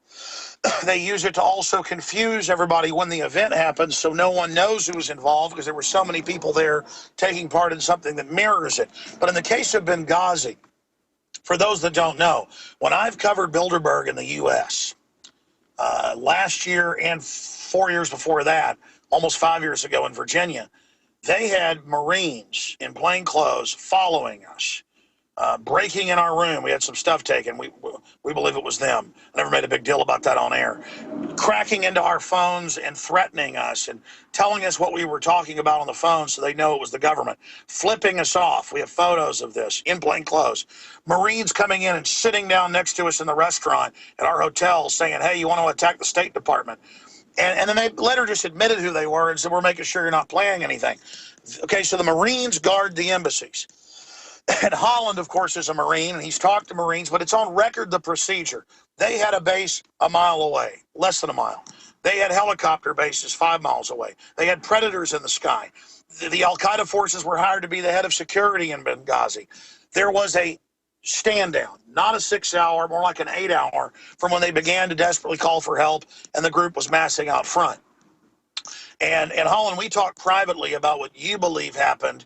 And I wish you'd break down some of that, because a lot of my other sources agree. They were meant to attack the place, use the protest as the cover to get the missiles in the warehouse behind it, so the government could have plausible deniability later and say al-Qaeda stole the heat seekers, which they're now showing on London Guardian and Associated Press. They're very proud of it. But regardless, when they lied, we now have a congresswoman up on Infowars.com saying, we ought to play that clip later if we have time, when David Knight comes in, saying, no, Obama knew. Obama ordered the stand down. Of course he did. Of course Hillary was in charge of the State Department. Once it started, they wanted those people dead. And the two SEALs assigned to CIA who broke orders to stand down, who went and shot at the guys from behind and made it go a lot longer, they are what made it incredibly obvious to CENTCOM, NATO, and all of them that there was a stand down, because NATO was in charge. See, that's why the globalists of Obama has transferred power to NATO, because now he can plausibly deny and cut the Pentagon chain out of things. This is a coup. We've had the coup. And now the coup is obvious that globalists have taken over America. This is what we're getting at. So I want you to be able to break that down, Holland, and also continue to take some more calls. But for those that study this, it came out day one that they stood down. It came out day one they had predators over it and got caught lying. 5 days after it happened, they had Rice, ambassador of the UN, say that this wasn't terror, no one thought it. If terror isn't hundreds of guys, first 200, then 300, then sometimes it's 400 or more, with anti-aircraft weapons at point-blank range and grenade launchers and bazookas and heavy machine guns and a stand-down with inside knowledge of how to break in and how to get past the countermeasures. This is ridiculous. And again, it's hiding in plain view. And what's happened is they're using 1960s and 70s events when they controlled the newspapers and they controlled all the media to still run these events, and it doesn't work anymore. So, Holland, I wanted you, before we go to break, to spend the next 5 minutes. We know they're lying about Benghazi, but what do you think exactly happened there, and how big will this be? And here's the big one. What will they stage? I said in the first hour yesterday, they might stage an attack on Obama to make him the victim. Horrible idea to call for violence. Horrible idea to wish for harm on Obama, as we've heard some say. That only turns him into a victim. He is a puppet himself. You know, I would take the bullet for Obama, Alex. I would take it rather than listen to the martyrdom afterwards. Absolutely. So what will they do? A new war? Escalation of Syria? Another false flag? What do you think they're going to try to pull? That's the big one, because this is one of the biggest political events in the last 100 years in this country. This is a giant, huge event where they have been caught pants down, hand in cookie jar. This is huge. Holland. Again, they've been caught, and the false flag attack has become, like I said, standard operating procedure. It's literally how they start a new program now. It's like, well, we want to implement a new agenda. What do? Well, we're going to have to create something. We're going to have to create reality. Karl Rove talked about this openly during the Bush administration. They are now putting it on the ground. And what we're going to see in the future, Alex, I think obviously is an attack that's going to be blamed on domestic dissent. They still need to play that card, and perhaps they were trying to play it during the Boston bombings. And it would be hard for me to impart the frustration, the feelings I was going through watching that go down nearly on the anniversary of the Oklahoma City bombing, on Patriots Day, when these significant dates in effect, and we see terrorism again striking America. Like Alex said, I served the United States Marine Corps. I was a rifle squad leader, and I took my oath seriously to the Constitution to defend it against all enemies, foreign and domestic. I nearly yelled those words in the recruiting station when I gave the oath, because I meant it. And I told my Marines also that if I ever get the order to disarm the American people, the officer who gives that order, well, he's going to be a very unlucky man that day. And I'm headed home to defend my family. And they were good with that. They were very good with that. I actually like to make a revelation on air here on the Alex Jones Show. One of the arresting officers of the Chechen bombers, the one they found in the boat, one of the arresting officers was actually in my rifle squad in the Marine Corps. We were very close. We got in a lot of scraps together. We are brothers. And he is unable to provide me with information. And when Anderson Cooper had the Watertown SWAT team on air, in gear, talking about their noble capture of the suspect, I noticed that my friend, who was the officer who cuffed that man, was not in that crowd. He was not being interviewed. In fact, he was in the Caribbean on vacation. So they actually sequestered him. They sent him away, and he is unable to talk to anyone, especially me. So the fix is in on that. They don't want people talking about, the arresting officers talking about what they saw, the fact that in that boat, that kid had no weapon, that they riddled the boat with bullets, trying to kill him. I was very surprised when they found that boy alive. And then when he stood up, no blood out of the throat, then he cut his throat out. And now we have the video and the audio of them saying, don't shoot, we didn't do it. You have the witnesses saying they didn't shoot. They had orders to get rid of those guys, just like the 2 dead cops, friendly fire, just like the cops shooting 9 people in New York last year, trying to cover that up, saying it was a mass shooting. This happens over and over again. I mean, we would be crazy to believe what known liars are telling us over and over again. But, Holland, what you said, I know we're going to break. When we come back, what you said at the very start of the show, you should repeat that. That was an info war battle over the truth at the beginning and middle and now throughout the next phase of the Boston bombing. Clearly, we've been lied to. Clearly, those guys were patsies. Clearly, the older brother was part of a CIA State Department-funded Muslim extremist infiltrator group. Because when they say groups out of Chechnya and Dagestan attacked America, those groups are all run by the globalists. They support the American government. I talked to a special forces operator who was shooting Russian cops in Chechnya in the mid-'90s at the behest of this government. The Chechen groups support the U.S. government. They were created 100% on record funded. Because they're a tool against the Russians. Absolutely. We'll be right back with Holland Van de Nieuwenhof. Throw away leftovers. Instead, throw all your leftovers, vegetable peels, eggshells, coffee grounds, pizza crusts, and more into the bokashi. If you love to garden and compost but don't like the hassle of turning a compost bin or the smell, then check out the EM Bokashi Food Waste Recycling System from TerraGanix. Finally, a way to recycle all your food and plant waste safely and effectively and stop using fertilizers. The EM Bokashi Food Waste Recycling System. Rather than decomposition, the Bokashi system uses fermentation to break down waste, so it takes less time to create nutrient-dense humus for crops or gardens with no turning and no obnoxious odors. To learn more and order your bokashi online, visit TerraGanix.com and click on the orange button. That's TerraGanix.com, spelled TerraGanix.com, or call 866-369-3678. That's 866-369-3678. Recycle all your food wastes in about 6 weeks with the Bokashi Food Waste Recycling System from TerraGanix.com. TerraGanix. Life's getting better.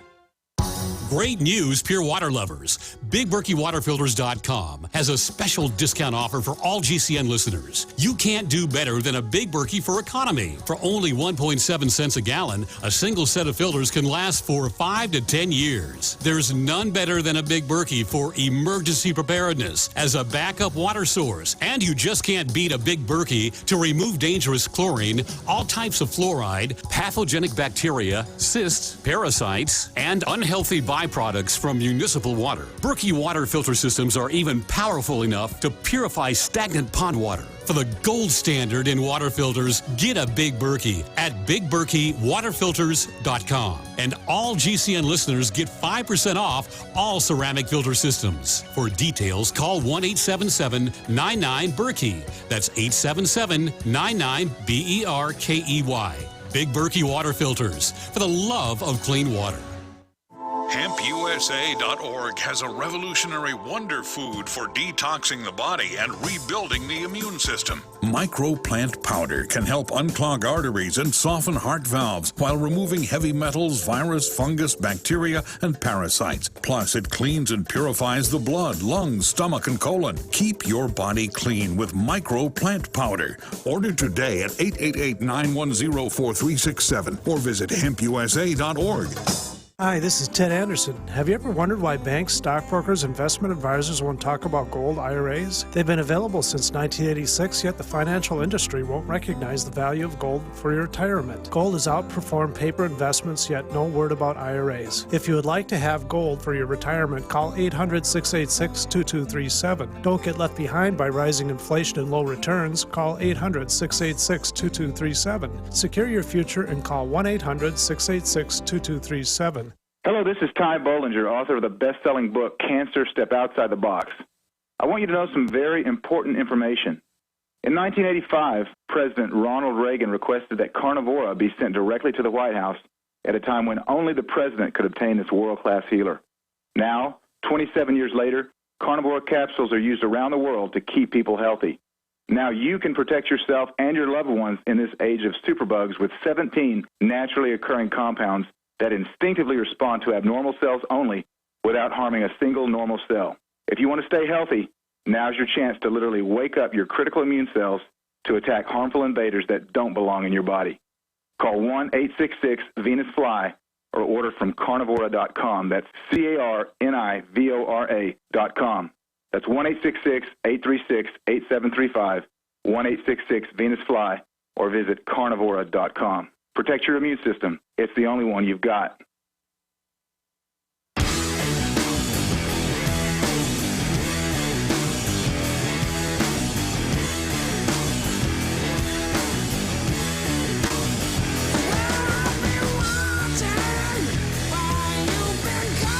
Welcome back to the Alex Jones Show. I'm the guest host today, Holland Van de Nieuwenhof. I'd like to reiterate a point I was talking about earlier, talking about winning the info war, winning the info battle. For those of you waiting for the revolution to occur, it's happening now. There's no reason to wait. The information revolution is now. We are in 3 phases of resistance. Right now, we're in the ideological phase. The information war, of which Alex Jones and his operation are the tip of the spear, as we've seen in recent events. And what happened in Boston was a major historical battle in that information war. And we won hands down, won that battle. We're winning the war. Hillary Clinton herself admitted on TV that we are losing the information war. That was a call for help. And they are hurting. They are losing. That's right. And we are winning. What we saw in Boston, the fact that the official story was unraveling as it was being laid out, tells you that. So what's going to be the next learning paradigm for the information revolution? Perhaps unraveling these operations before they occur. Perhaps we can save lives. That is the challenge I'm issuing to this new information paradigm, to what we're doing now. We need to stop these attacks before they occur. We need to start saving lives directly. Show that to the world. Not only are we exposing this, we are saving lives. Are you still there, Alex? Yes, I am, and I'm going to turn the broadcast over to you and the listeners, and David Knight coming in with some breaking news in the next segment. But again, it's a great responsibility. When I get up here on air and I tell the listeners, hey, we're the tip of the spear, we're fighting the tyranny, we need your support, it's because it is creepy. It is scary to sit there and see the international media attack us and say, don't listen to us. And it's scary to know that we're effective, and it's scary to know that we're actually having victories against them. I mean, it's bullying, it's exciting, it's good because I want liberty, but it's also creepy to know that humanity does have power, and that we have individually taken action against these people, and that because we've built a platform to do it, that we're having a huge effect. So that's why we ask listeners for their prayers, their support. And Garrison was asked, Jim Garrison, people said, well, how are you still alive with all the JFK info? They've now had a top Republican come out and point out what we already know, that LBJ basically gave the order to have him killed with people above him. And he said, well, you've got to stay in the sunshine. You've got to stay in the light. You've got to stay big.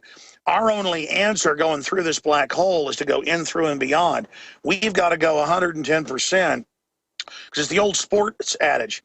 As soon as you don't go 100%, that's when you get hurt. Anybody that plays sports knows that. It's not the football play where you go over 100% as hard as you can that you get hurt. It's when you aren't paying attention, you don't go 100%. It's when you're lazy. None of us can be lazy.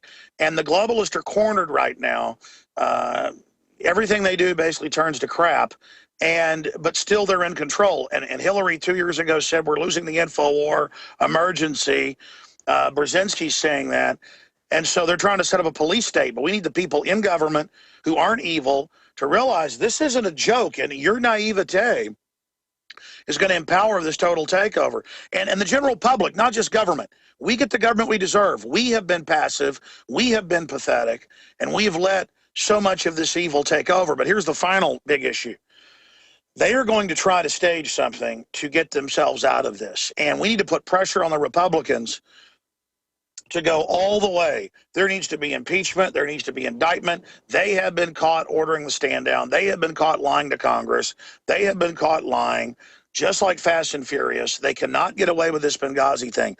This is so cut and dry, and I quite frankly am surprised that it's come out this hardcore and that the State Department people weren't bigger scumbags and have all this courage. That gives me faith that there are still a lot of good people, but we've got to stand behind good people.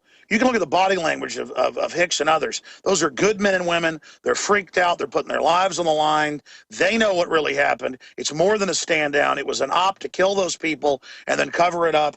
And I saw Obama in Austin yesterday, video on the news live. He looked doubly arrogant and smug. That's a cover. These are men just like us. They can be defeated. We can restore the republic. But we've got to have the will and to believe we can win. The globalists are not all powerful.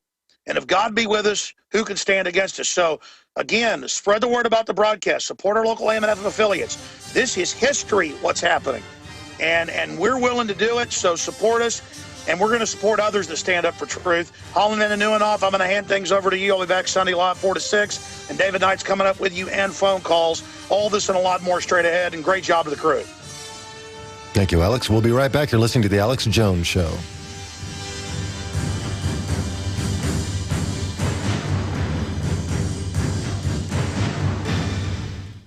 We're on the march. The Empire's on the run.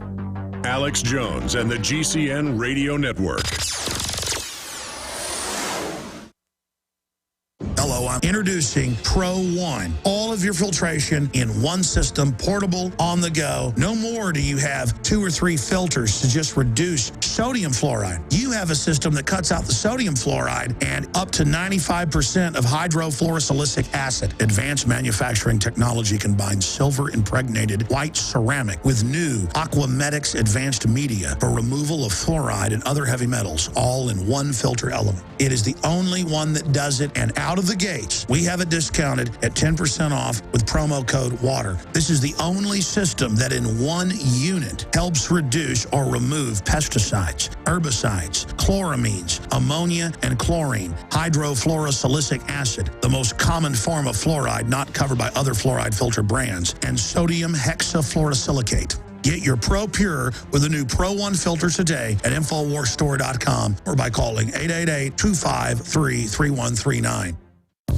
With health threats on the rise, such as West Nile virus, MRSA, CRE, and now the new bird flu recently discovered in China, there has never been a more crucial time to support your immune system. Supernatural Silver is a revolutionary new silver solution that is clinically shown to be several hundred times more effective than colloidal or ionic silver, and is powerful enough to help protect you and your family. Supernatural Silver is scientifically supported, highly effective, and perfect for everyday use inside the body as well as out. The Science Digest Journal says silver is our mightiest germ fighter. It is virtually non-toxic and is emerging as a wonder of modern medicine. Supernatural Silver is the #1 choice of thousands for improved health and immune system support. To find out how Supernatural Silver can change your life, go to supernaturalsilver.com and use the promo code SPRING2013 for 20% off, and like us on Facebook.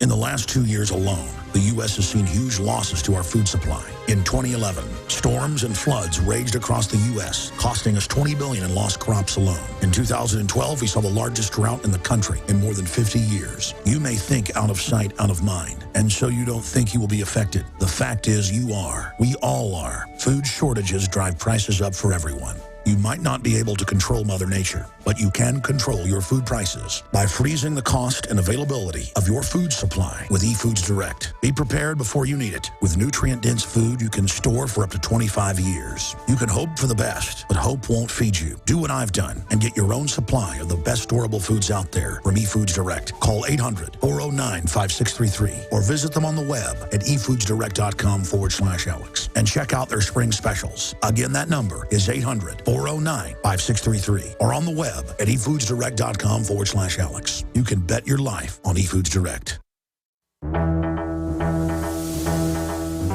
We are on the march. The Empire is on the run. Alex Jones and the GCN Radio Network.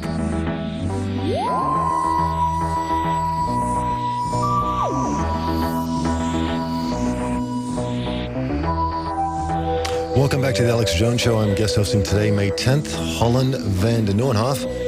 I have in studio special InfoWars reporter David Knight with some topics, some timely news. Before we go into that, we had a caller call in earlier announcing the news that someone had been investigated, or there was an opening criminal investigation into the West Texas fertilizer plant explosion. That appears to be true. We just have been handed information by the producers here in Alex's studio that an EMT or IMSA worker is indeed under investigation for perhaps being responsible for the explosion there in Waco, Texas. Obviously, it's very strange when a fertilizer plant in Waco, Texas, it goes up in fire just a couple days before the anniversary of Waco. My hackles were on edge there. Mm-hmm. And apparently this paramedic named Bryce Reed was arrested for possessing a destructive device, according to local reports. Reed had been a speaker at a memorial service for the victims of the explosion. It's not clear that the two new developments are related. Now, keep in mind, this person may or may not be involved. We've seen in recent history the FBI pinning major crimes on people, Elvis impersonators. Apparently, we're involved with the poison letters to D.C. It seems like they're kind of replaying the mid-'90s when they were using Richard Jewell as the bogeyman for so many things. They're doing the same thing now. So this paramedic may or may not be involved, may or not be guilty, and may or may not be true. So it is developing, it is breaking, and we will definitely keep an eye on it. But David Knight? Right, yeah, there's a lot of suspicious stuff about that. And we've had a lot of people asking us to do more reporting on that. We've tried to stay on the obvious false flag with the obvious agenda, which is the Boston bombing.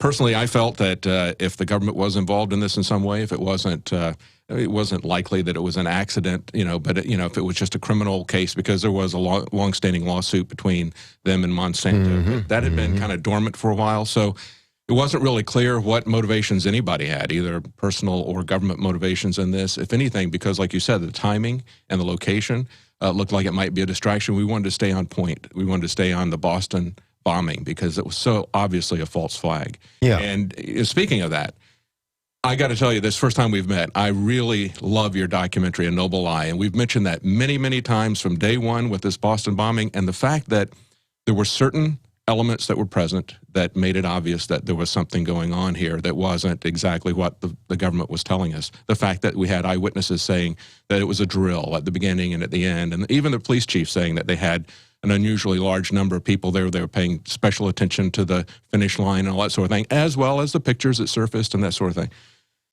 But as I told people, your documentary, A Noble Lie, it took a long time for that to come out. There were elements at the very beginning that were clear. I remember back when it happened, and I remember the New American carrying Brigadier General Benton K. Parton. Yes, the New American did excellent work. And he was a specialist on that. He said the blast pattern it doesn't make any sense. You don't get a blast that big. You don't get that kind of a pattern from that. So there's something else going on.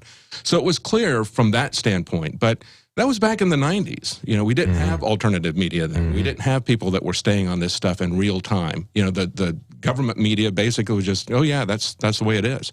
So, but the stuff that you turned up took a long time to come out. Took a lot of investigation on your part. Same thing happened with Mike McNulty and Waco. He did a series of documentaries on Waco over a 10-year period of time. And as time goes on, the truth eventually leaks out, even when you've got a controlled press like they did in the early 90s, even when you've got the government actively suppressing people and in the case of that police officer, perhaps killing him. Terrence Hickey, yes, he was murdered for what he saw. The truth eventually gets out. What's changed is that because now we've got an active, visible alternative media, it's changing much more quickly. Okay, yeah. And you've got situations. Look at Benghazi, for example. Okay, that took a few months ago. It was obvious even to the mainstream press was calling BS on the fact that this was the Muslim street inflamed by some movie. In one location across the Middle East, only one place where they met and they killed the ambassador. Exactly. That was just beyond belief for anybody. And yet Hillary Clinton and Susan Rice stuck with that story. It's like, that's my story and I'm sticking to it. And they did that for several days. It was the only thing they had. Only thing they had. Exactly. So when people look at our research, and we have to document stuff more carefully than the mainstream media does because they rely on your credulous faith. Well, that's the thing, Dave, and that's the thing about, there was a caller earlier trying to explain his frustration about trying to wake people up. And the position we are in trying to fight the official narrative is that every single one of our facts must be true to the T, ultimately vetted. Because the thing is, when you're trying to wake someone up and you're presenting them with information, if you have one fact that it's not backed up, they will latch onto that and hold on to that regardless of the rest of the bulk of your argument. That's right. It's all lost because one thing that you said perhaps did not pan out to a T. And that is just human nature. I'm not saying it's right or wrong, whatever. It's human nature, and if you're going to want to wake people up, you're going to have to deal with that. And the counter to that is to being absolutely sure and vetted in your information. But the thing is, that's not too hard either, because what the stories they put out are simply ludicrous. Yeah, absolutely. Absolutely. So these types of things are going to come out. And when people call us conspiracists, I mean, pick a conspiracy, Fast and Furious. Benghazi, even going back in time, look at the Iran-Contra thing, right? Yeah.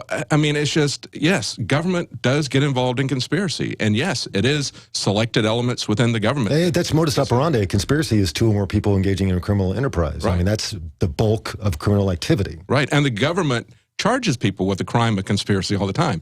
But they level that charge at us essentially to say, you're off in loony land. But like you said, we have to carefully document everything. And it was amazing to me that this hit piece that came from National Review against Alex Jones was basically talking about the gospel of Alex Jones and how he's got some credulous audience that just takes everything that he says on faith. When in reality, they didn't back that up with anything. The first paragraph they went into was talking about bullets and ammunition story, which from day one, we linked to the FedBiz op page, which showed the actual purchase order. And now it turns out, Senator Inhofe is now confirming that's all true. That's not conspiracy theory. And the National Review made the incredible statement that the ammunition levels were the same as they were the previous year, and it was all for target hunting. And we had deceived these congressmen and senators who were coming in there. So they threw their own Republican senators under the bus. Yeah, National Review is supposed to be an arch conservative, has been an arch conservative paper for decades, or news magazine.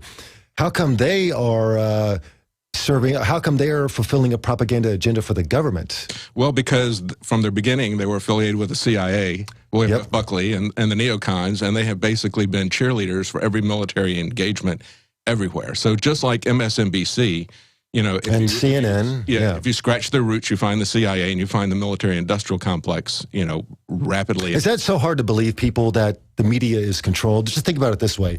Power organizes, right? Power organizes to implement its own agenda, fulfill its own needs. Why would the power elite not control the media? Right. Of course they would. That's 2 and 2 equals 4. They would control the media. The fact that if you think that they don't control the media, that's anomalous to the laws of history and nature. Absolutely. Changing the subject off of Benghazi, off of the conspiracy stuff again. We mentioned this briefly, and I want to cover this. This D.C. march that's coming up. Yeah, Adam Kokesh, former Marine, is calling for an armed march on July 4th to symbolize our stand on gun rights, marching armed around D.C. It's ballsy. And a lot of people have called into question, and of course there's a lot of risk, as people pointed out, there's a lot of risk that the government can false flag that you can put agent provocateurs. Provocateur, fire one shot. A lot of people, exactly. They have an excuse to basically do whatever they want if one guy does something very, foolish. very risky. Yeah. However, there is a reason for him going in with loaded rifles. And we've got a special report that I did basically looking at and analyzing what the D.C. police chief said and what the Supreme Court has done relative to the D.C. laws 5 years ago. Let's play that special report right now, guys. Okay, they got it coming up in just a second. Well, Washington Police Chief Kathy Lanier had this to say when asked about Adam Kokesh's planned 4th of July march into Washington with loaded rifles. First of all, I want to clear up, there's a difference between civil disobedience, which I think this is being portrayed as a civil disobedience, and actually violation of the law. I mean, there's 2 different things here. So civil disobedience, people come to Washington, D.C. to protest policies and government policy all the time, it's no problem. But when you cross into the District of Columbia with firearms and you're not in compliance with the law, now you're talking about a criminal offense, and there's going to be some action by police. So Chief Lanier wants to make some kind of a distinction between civil disobedience and violating the law. So here again is her definition of civil disobedience. Civil disobedience, people come to Washington, D.C. to protest policies and government policy all the time, it's no problem. Note that Chief Lanier characterizes peaceful assembly in order to petition the government as civil disobedience. But what law does a demonstration break? When someone exercises their right to protest, specifically recognized by the First Amendment, how is that disobedience in any way? Since the D.C. police chief hasn't read the Constitution that she swore to uphold when she took office, let's remind her what it says. The right of the people peaceably to assemble and to petition the government for a redress of grievances. Chief Lanier, going to Washington and protesting government policy is not civil disobedience. It's an exercise of a constitutionally guaranteed right. Civil doesn't mean polite. It means government. And as we all know from experience, government is not always civil. Disobedience means to actively and publicly disobey laws that are unjust. It is violating the law. Martin Luther King had this to say about violating a court order against him marching. That I do feel that there are two types of laws. One is a just law and one is an unjust law. I think we all have moral obligations to obey just laws. On the other hand, I think we have moral obligations to disobey unjust laws because non-cooperation with evil is as much a moral obligation as is cooperation with good. Civil disobedience always involves violating a law. That's where the disobedience part comes in. So Kathy Lanier's distinction between civil disobedience and violating the law is nonsense.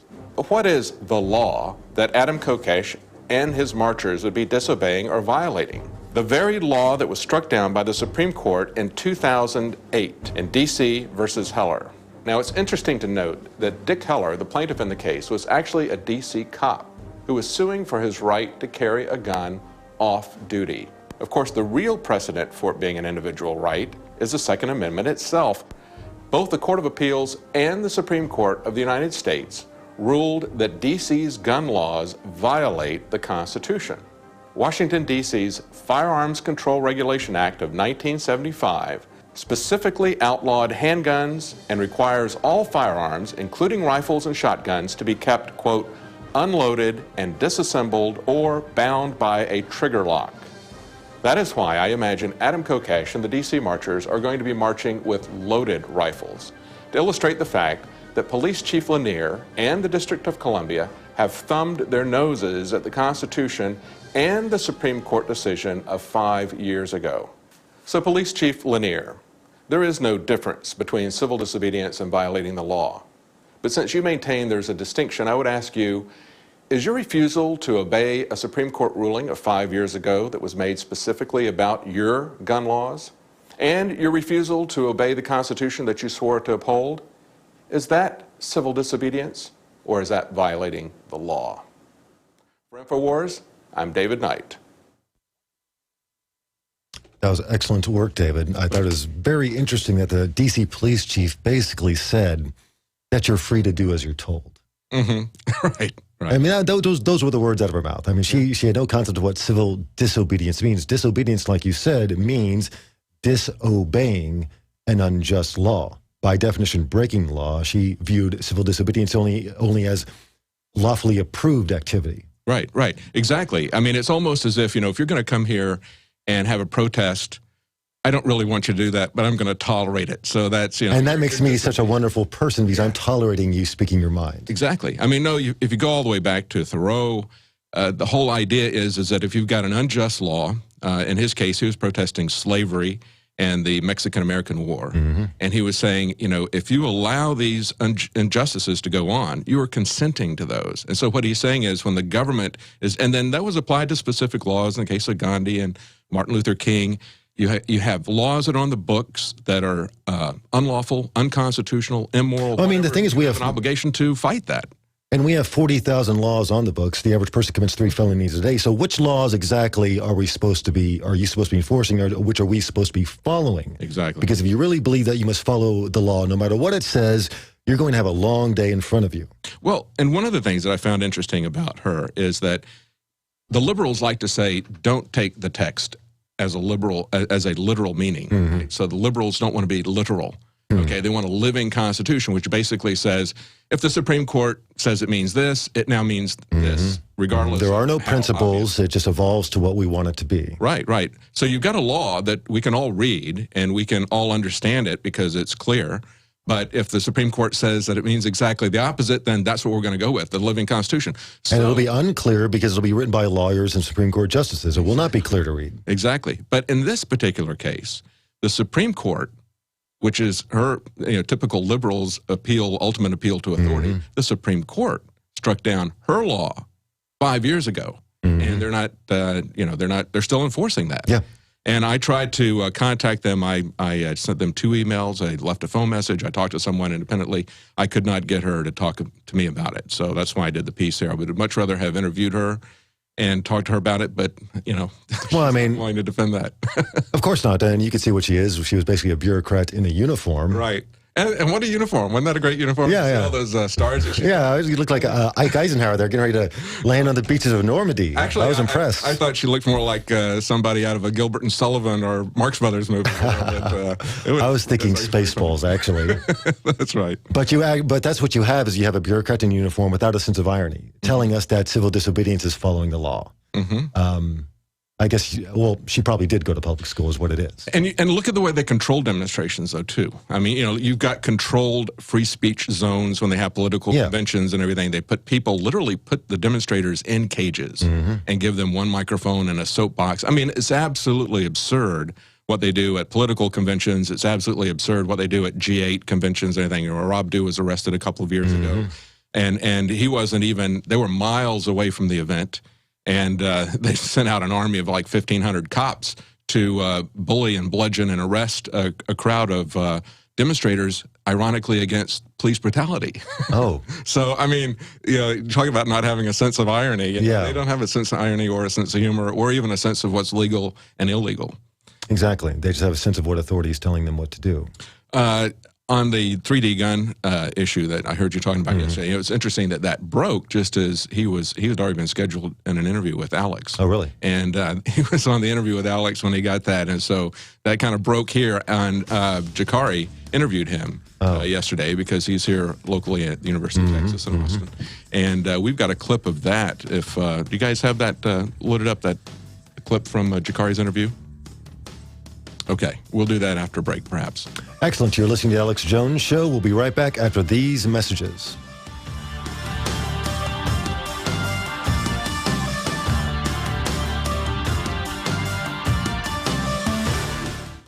So, a natural disaster strikes, and out goes your power.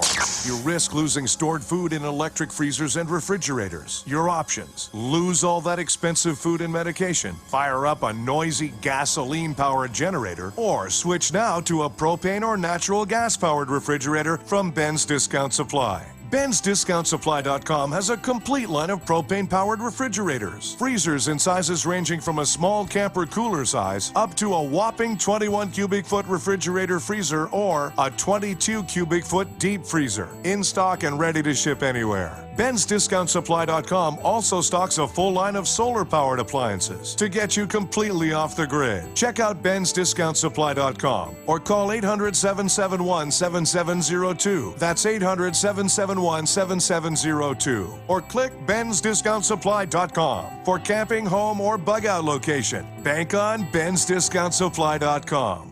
We all know that Berkey water purification systems are the most trusted name in water filtration. As an authorized Berkey dealer for over 6 years and serving thousands of satisfied customers, the Berkey Guy offers amazing specials for Berkey water filtration systems. The Berkey Light systems include a set of self-sterilizing and recleanable black purification elements that purify water by removing chlorine, pathogenic bacteria, cysts, and parasites to non-detectable levels and remove harmful chemicals such as herbicides and pesticides. Order the Berkey Light system today, complete with 2 black Berkey elements for only $231, and the Berkey Guy will ship your order free of charge. With the purchase of a Berkey Light, the Berkey Guy is also offering a set of fluoride and arsenic filters for only $39.99. That's over 30% off the retail price. Call the Berkey Guy at 1-877-886-3653. That's 1-877-886-3653. Or order online at GoBerkey.com. That's GoBerkey.com today.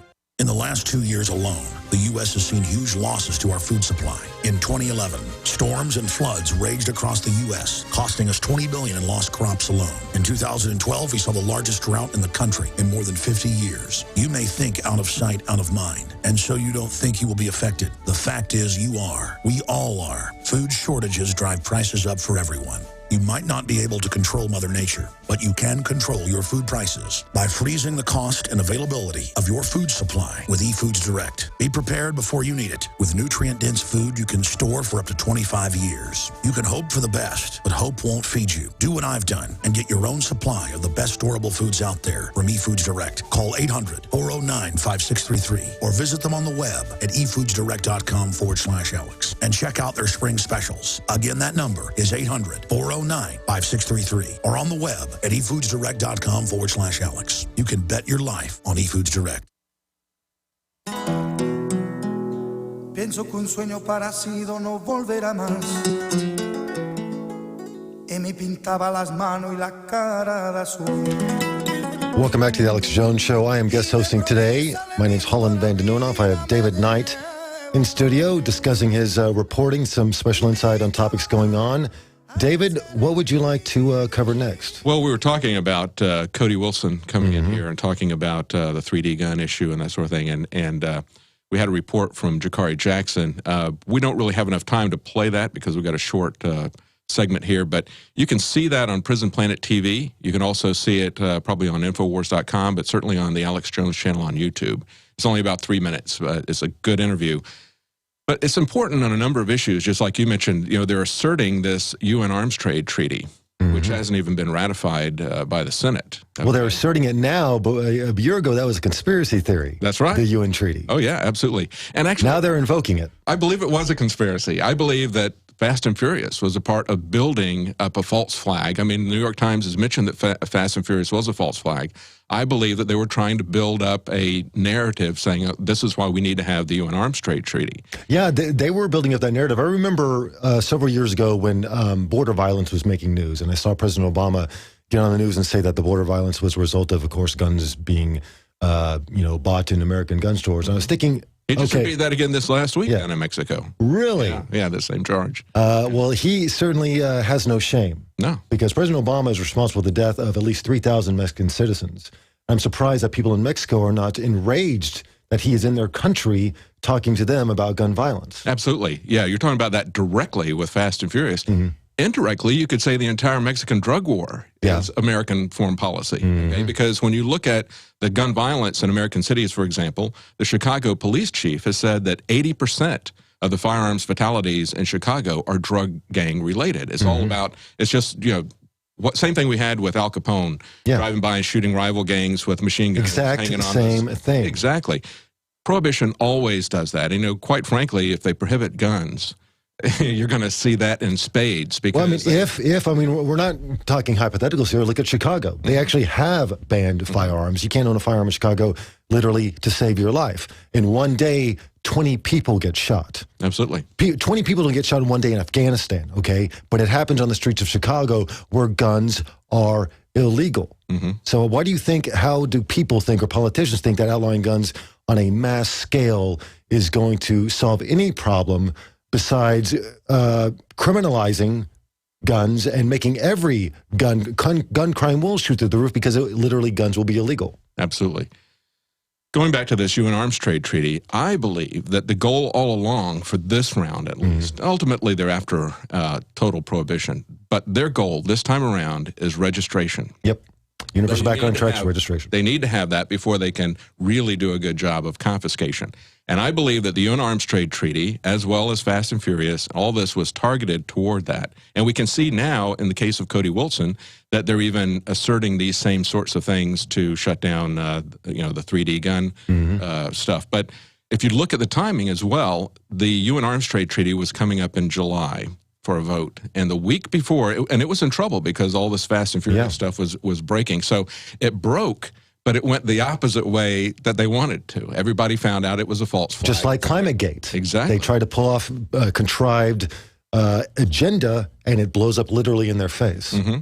So that had broken, and it was interesting that exactly a week to the day before they were to have the UN arms trade treaty, they did the Aurora, Colorado shooting happened. Wow. And so, I thought that was basically going to push it over the edge.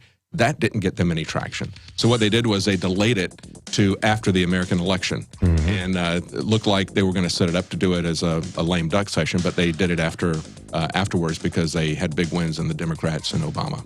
Exactly. Yeah. There's a methodology to the madness, people. You're listening to it now on The Alex Jones Show. I'm guest hosting today, Holland Van de Noonhoff, and we will be right back.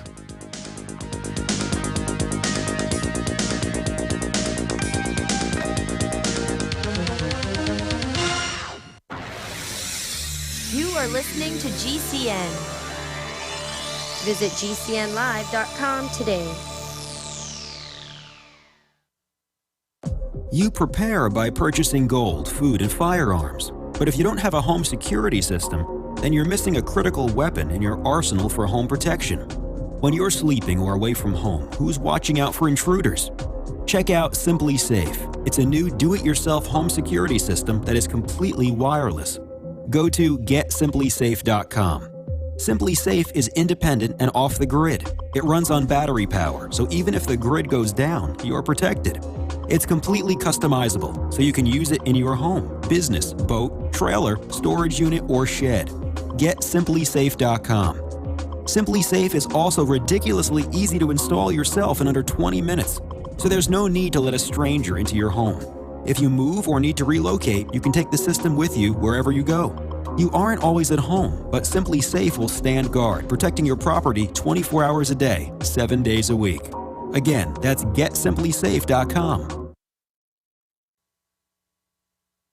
Waging war on corruption. Alex Jones on the GCN Radio Network.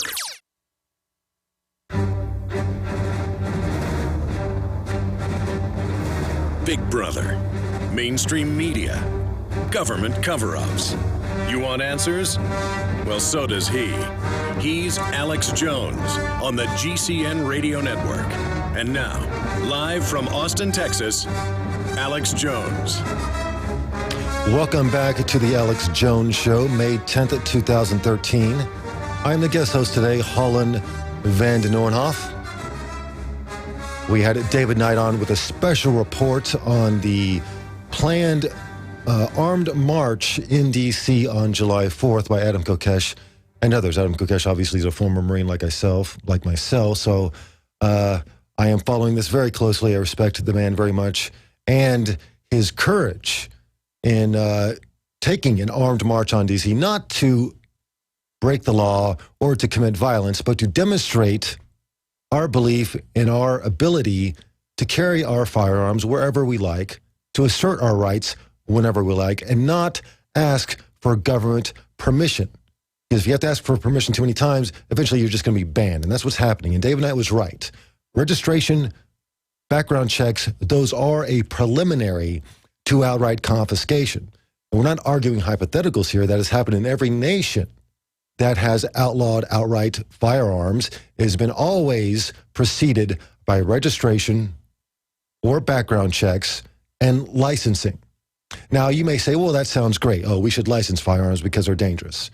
Well, they license cars also, and that does not make driving any safer. And no one is talking about banning cars. And also, cars are not in the Bill of Rights of the Constitution. Firearms are, for a reason. For the very reason this government, not just this government, and the United Nations is so intent on stripping us of our right to firearms. Why are they so intent on disarming us? If they're not after our guns, why are they doing it? And why? What is in the future that we're going to take such offense to where they're going to be afraid of an armed populace? If you cannot trust your people with firearms, then the government cannot be trusted. And the fact that they're exerting such effort, years in the making, fast and furious, like David Knight said, was specifically planned to culminate within a certain time period, which failed. The story blew up. Once again, the information war winning out over the lie. The story blew out just like ClimateGate. Right before their big conference, it came out the emails that they had faked all of the evidence. It has been further corroborated since then. There's actually been a global cooling period. I really don't want to hear the phrase global warming again for the rest of my life now. It's done. It's gone. It's dead. Or global climate change. That's a state of being. Anyways, same thing with gun control, with Fast and Furious. That was planned far in advance, utilizing ATF, FBI, monitoring gang members, or encouraging them to purchase firearms in American gun stores. When those gun stores, when the owners exhibited reluctance to sell firearms to known gang members and called the ATF saying, hey, man, I don't want to sell to this guy. I got a bad feeling. His paperwork is not up to speed. He has a criminal history, and I don't want to sell a gun to this criminal. You know what the ATF told him? You will sell him that gun, or we will come to your store and find any violation. You didn't cross an I, you didn't dot a T. We're going to take you down unless you play ball. So, of course, they played ball. They sold the guns. Those guns were moved down to Mexico over a number of years, thousands of them, Those guns have been recovered from thousands of crime scenes where innocent people, victims of the war on drugs in Mexico, have been slain. And they were slain by weapons provided by the United States government that they moved across the border into a foreign country. And like I said, the people of Mexico need to wake up to what's really going on. Some of them are. They're talking about it. But the fact that they tolerated President Obama to come over there and lecture them about gun violence when President Obama is personally directly responsible for over 3,000 deaths and serves a system that's indirectly responsible for thousands more because of the war on drugs. He needed to be talked to about what his government had been doing in Mexico, not trying to tell Mexico how to stop gun violence in this country. Anyways, you're listening to The Alex Jones Show. I am guest hosting Holland van de Nieuwenhof. We're coming up to the last hour. We'll be right back.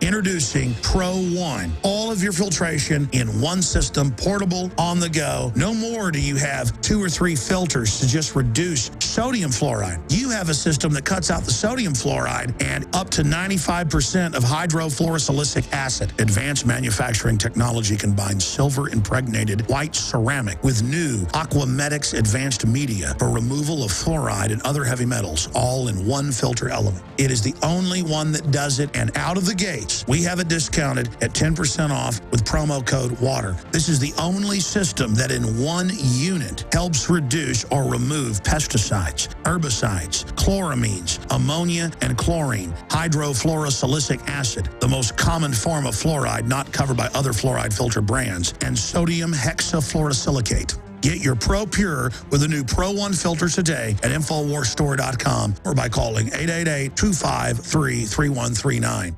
Cal-Ben Soap Company can save you thousands of dollars and give you good old-fashioned real soap that is triple concentrated and made from the highest quality vegetable and coconut oils. See them on the web, www.5starsoap.com, or call 1-800-340-7091 for a free catalog and buy American-made products. Order the sampler, a 1 to 2 month supply, or get a 1 to 2 year supply of soaps for all your cleaning needs. You're getting soap products twice as good as what you're using now. This is an amazing deal, and you will love the way real soap makes your skin feel. Call 1-800-340-7091 or visit www.5starsoap.com. Alex and his staff have used these earth-friendly, pure soaps for years. See them on the web, www.5starsoap.com, or call 1-800-340-7091 for a catalog. A little over a year ago, I began to do a lot of research into why, even if I had a pretty good-sized meal, that I was still starving. And my research led me to a well-known fact that most of the soils that we grow our crops on here in the United States and across the industrialized world are almost completely depleted of almost all of the key minerals and trace elements that our bodies need to rebuild themselves, fight off cancer, and be healthy. I then searched out the best vitamin and mineral company out there and discovered Youngevity. The Youngevity products are designed to give you the real nutrition you need, and once you've got that, you don't have to eat as much to be satisfied. I've lost 37 pounds in 2 months, simply getting the vitamins and minerals I need. Check it out for yourself. It's incredible. Go to InfoWarsTeam.com today and order your first canister of Beyond Tangy Tangerine Complete Multivitamin Mineral Complex Dietary Supplement. That's InfoWarsTeam.com.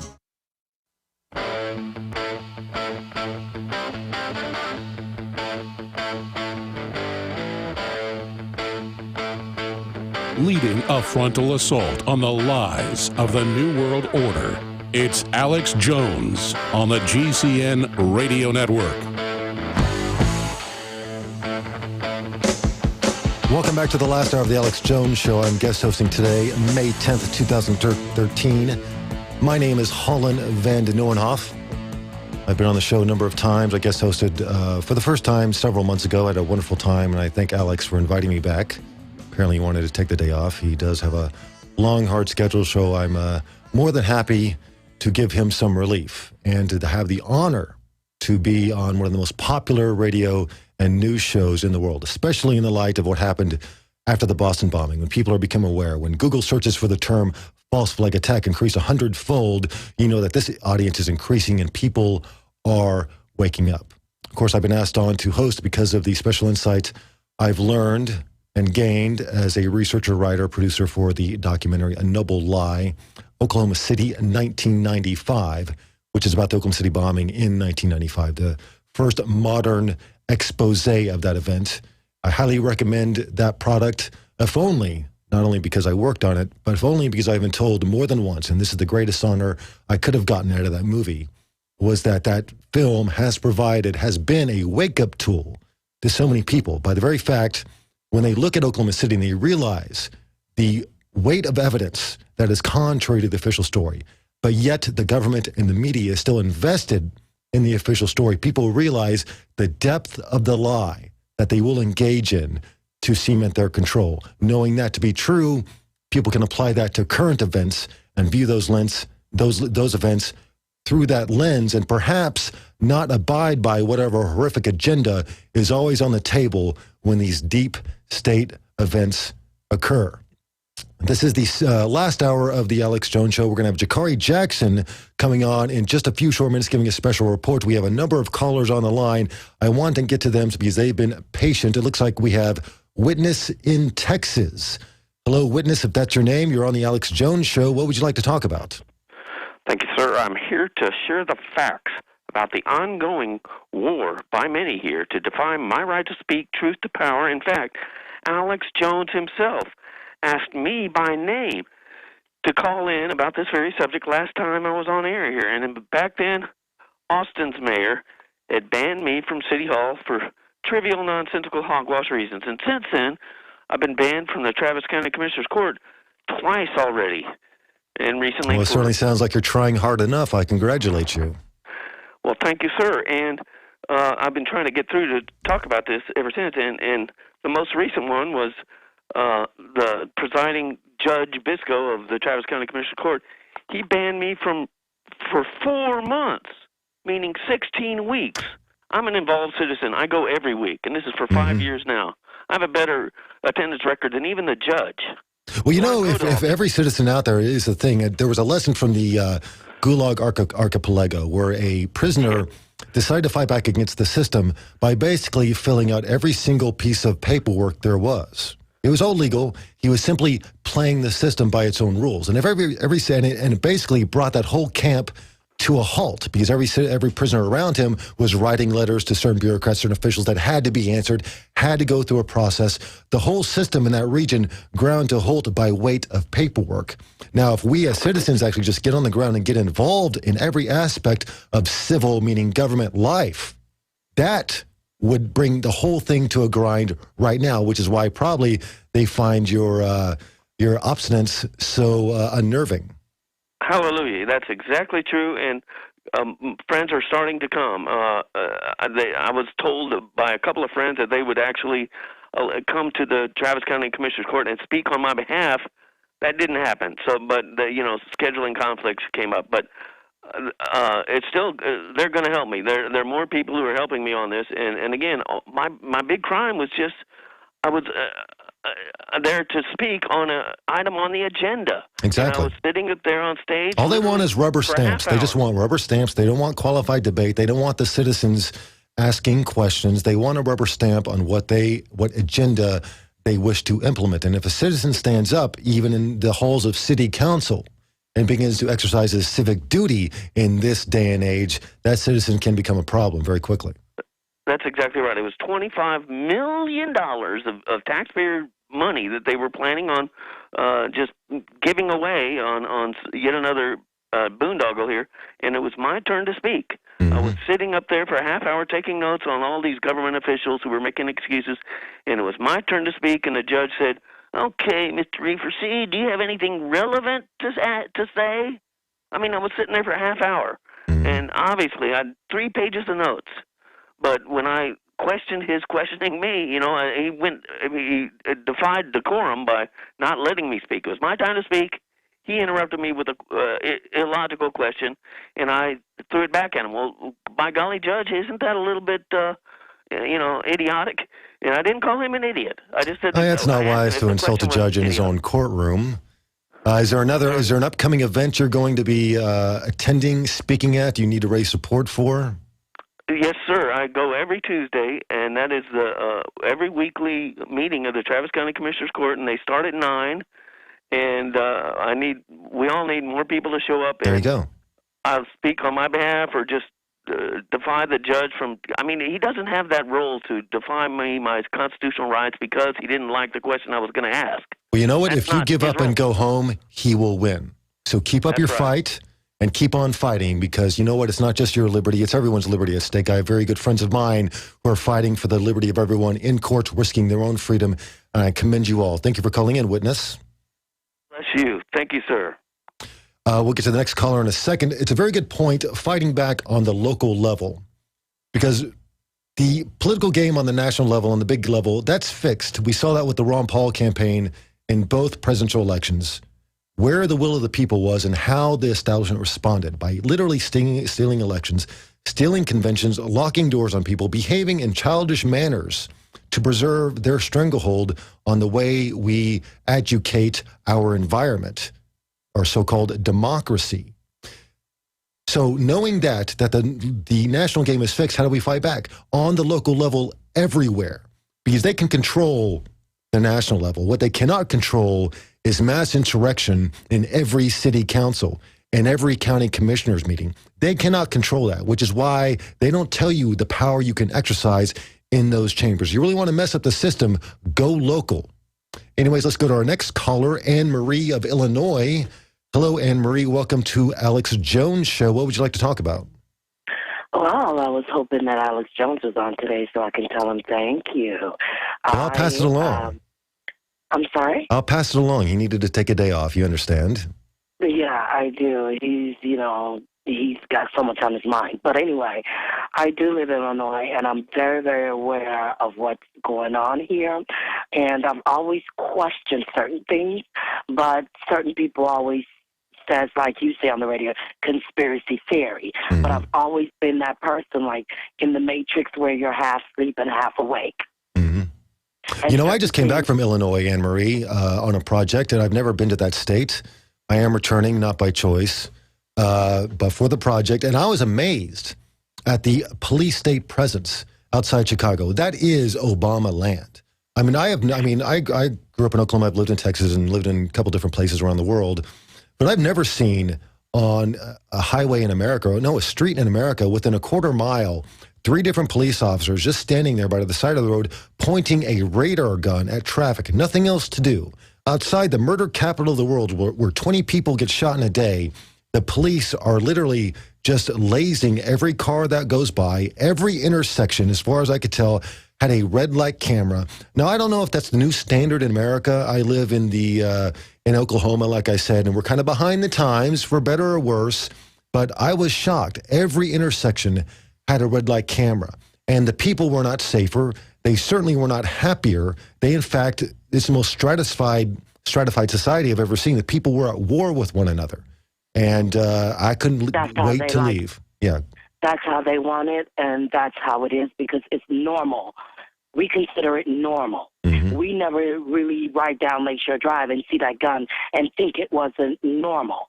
So that's the brainwashing. Well, I hope it never becomes normal where I live, but if things keep on going, I'm sure they will. Well, I am a citizen that's awake, and like you state, they don't like us awake, they like us asleep, and I hate the fact of, governing people with control. I am not from this country.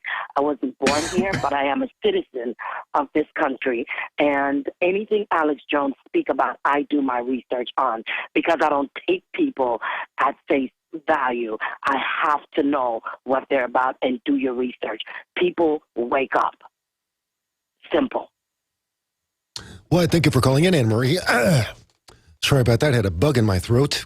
Mm-hmm. Is there anything else you'd like to talk about? Just I hope that your listeners are listening, and I hope that more people like me start to wake up and realize that we are in control and we need to voice our opinion. And I hope that, especially from my community here in Illinois, realize that this is all a game. Well, people are waking up, Anne Marie, and even in Illinois, which is the heart of the beast in many ways, your efforts are even needed more directly. You are behind enemy lines. And your efforts, like a commando behind enemy lines, are felt even more effectively. And I thank you for calling in, and I thank you. Thank you, guys. Let's go to the next caller, Peter from Boston. This is regarding the Boston bombings. Let's get some eyes on the scene in Boston with Peter. Welcome to the Alex Jones Show. Thank you very much, Holland. And I've seen bits of your documentary, and it enlightened me in a way it was part of my waking up process. So thank you for that. I want to talk about the congressional hearings yesterday. Okay. Hey, Peter, you know what? I want to talk to you about this, but we're coming up on break, and we'll get you right on the other side. Is that all right? Yes, excellent. It's regarding the bombings. Excellent. We want to listen to what you have to say about that. You are from Boston. You're listening to the Alex Jones Show. I am guest hosting. My name is Holland van de Nieuwenhof, and we will be right back after these messages.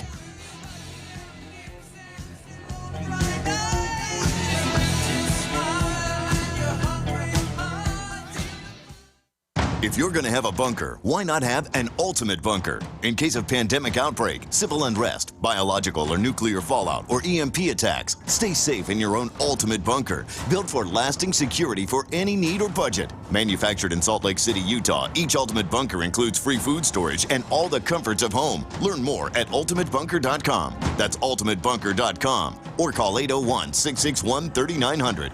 Ultimate Bunker. You can't do better than the ultimate.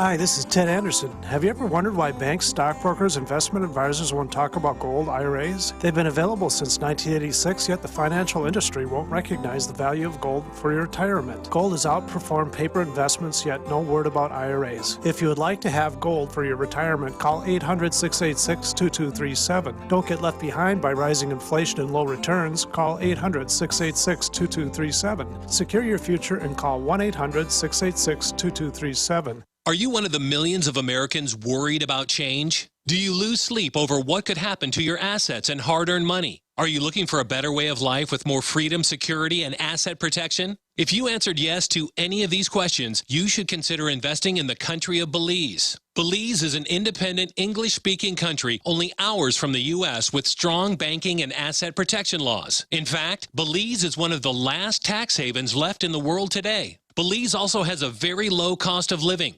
tropical climate, and is home to some of the best real estate opportunities in the world. To find out more, call 800-793-2600 or go to buybelize.com. So if you're frustrated, nervous, and worried about change, go to buybelize.com to invest and secure your future. Don't wait, or it may be too late. Call 800-793-2600. That's 800-793-2600. Again, 800-793-2600.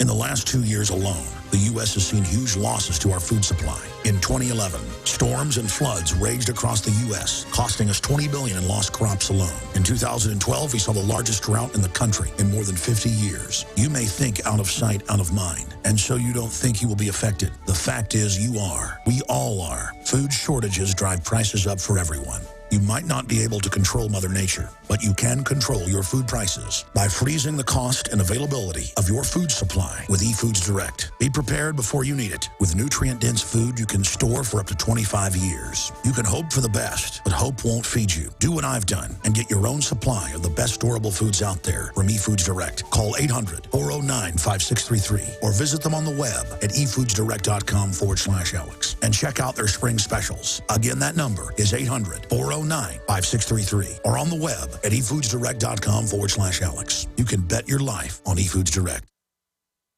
Imagine waking one morning only to find your family shivering in the dark because you couldn't afford to pay your electric bill. That's closer than you think.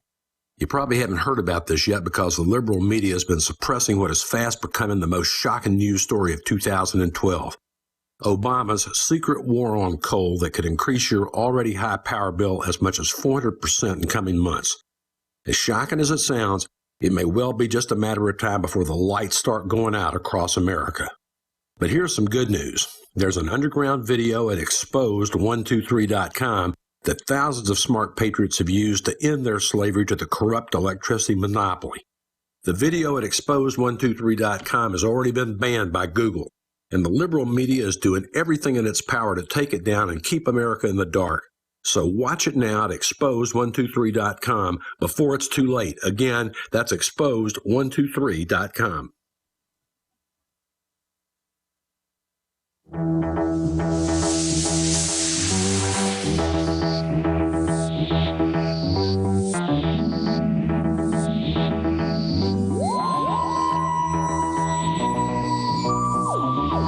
Welcome back to the Alex Jones Show. In a few minutes, we're going to have Jakari Jackson on with a special report. That'll be interesting, I'm sure. As of now, we're taking your calls. We have Peter from Boston, who's going to offer his insight on the Boston bombing. So, Peter from Boston, welcome to the Alex Jones Show again. Thank you for holding over the break. What would you like to discuss? Well, first I want to start by saying I agree with Alex's scenario of the suspects being CIA operatives under. It's not a scenario, that's an analysis. Yeah, you're right. Go ahead. I do agree with Alex on that, but I want to talk about the hearings yesterday because I think this is where we'll see the agenda starting to play itself out. I want to make 5 quick points. This is what I took from watching the hearings. There seem to be three agendas, 5 agendas. The first one is that they want to eliminate the police jurisdictions that separate radio communications between different small town departments and other town departments. Well, do you think they want to do that to restrict people listening in on those communications, or? They want to open up, they want to be able to override the small town police radio transmission so that they could, for instance, call for a stand down. The Watertown police were the first to arrive at the boat, and I think that they're responsible for saving that kid's life, because if they hadn't been there, I don't know if he'd be alive today. Like I said... second thing they want to do is they want to criminalize not reporting if your neighbor, your friend, your spouse, or your parents don't express anti-government sentiments. Well, they're already talking about it in Florida, where they're saying that if your neighbor hates the government, I want to know that man's name. Exactly, or you're liable for a crime. Yeah. The third point is that they want to monitor the Internet, and people's use of the Internet to visit anti-government websites. Yeah, they're talking about the self-radicalization, once again blaming an inanimate object, the Internet, on as being responsible for this terrorist act. They want to be able to censor the Internet, and they want to be able to promote the demonization of Islam. And I think more than anything, they want to promote the demonization of Islam. And I think that... Well, it fulfills the purpose. It justifies the continued war on terror. It justifies the continued crackdown on our liberties. They're going to milk the Muslim excuse as far as they can, as long as it is effective. And I cannot imagine the fear that good, honest Muslim Americans are feeling as a result of all this bashing of themselves and their religion. But, I also believe that everything that they're accusing the Islamists of, they themselves are guilty of. And by they, I mean these infiltrators into every vector of influence in the United States government, and including the media and publications for the last 100 years.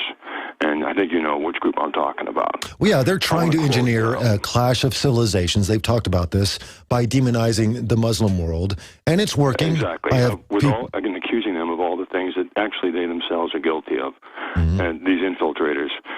And they're in every level, in every place, in every organization, in every charity, and they have essentially taken over every vector of influence that we're exposed to as Americans at home. I just want to quote James Forrestal, who was mysteriously found dead, hanging from a hospital sheet from his hospital room.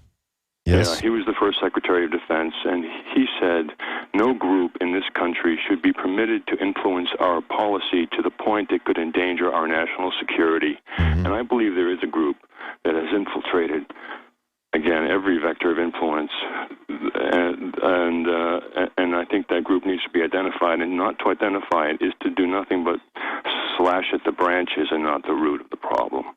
That's my opinion. That's where I'm coming from. Peter, I appreciate your eyes on the ground in Boston, your insight, the fact that you're awake, and for calling in. And thank you very much. Thank you. Excellent. Yes, Peter actually had a good point. The Watertown Police Department, which showed up and arrested the second Chechen brother in that boat, his point was they were probably not supposed to be the responding department, and they probably saved that young man's life because they were not the hit team.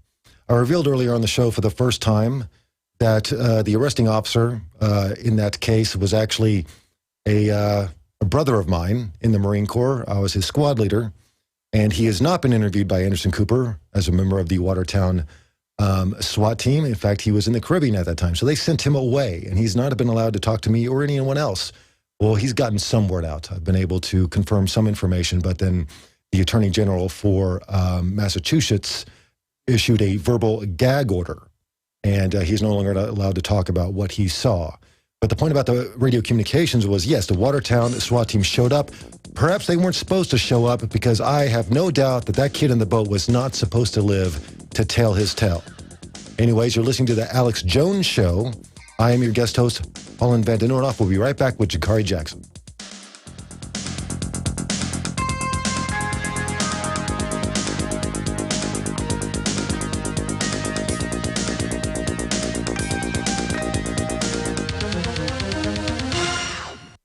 We're on the march. The Empire's on the run. Alex Jones and the GCN Radio Network.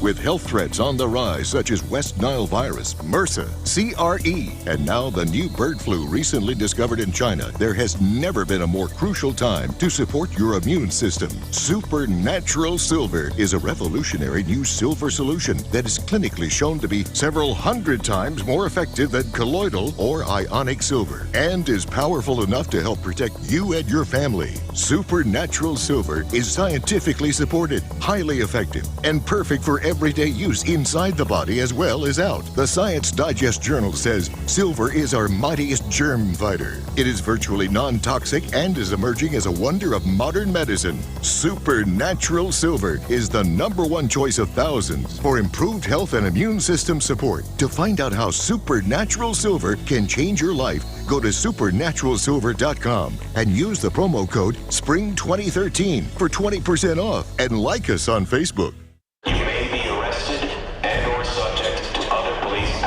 Tyranny is here. The grim future foretold in 1984 has become reality. It really says that the state is God. The United States is now recognized globally as one of the most oppressive police states on earth. This film conclusively proves the existence of a secret network of FEMA camps, now being expanded nationwide. This documentary exposes how the continuity of government program has established an all-powerful shadow state. Police State 4 chronicles the sickening depths to which our republic has fallen.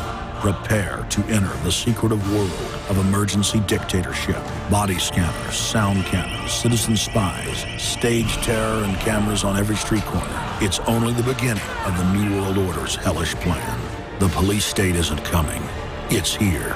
Secure your copy today at Infowars.com or see it online in the highest quality at PrisonPlanet.tv.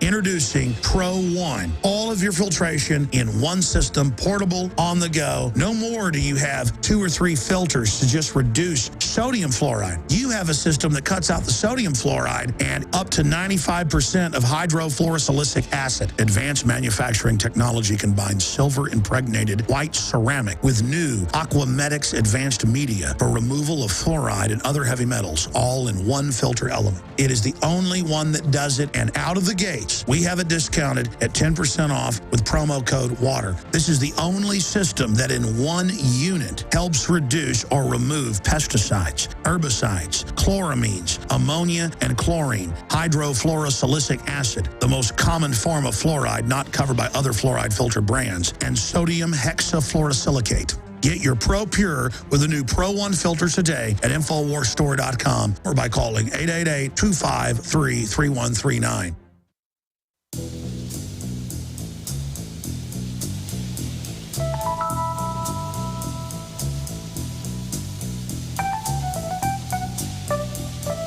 You are listening to an Infowars.com frontline report.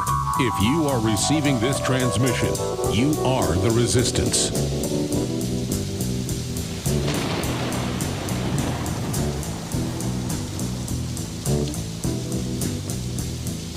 Riders on the storm. Welcome back to the Alex Jones Show. I'm your guest host, Holland Van de Nieuwenhof.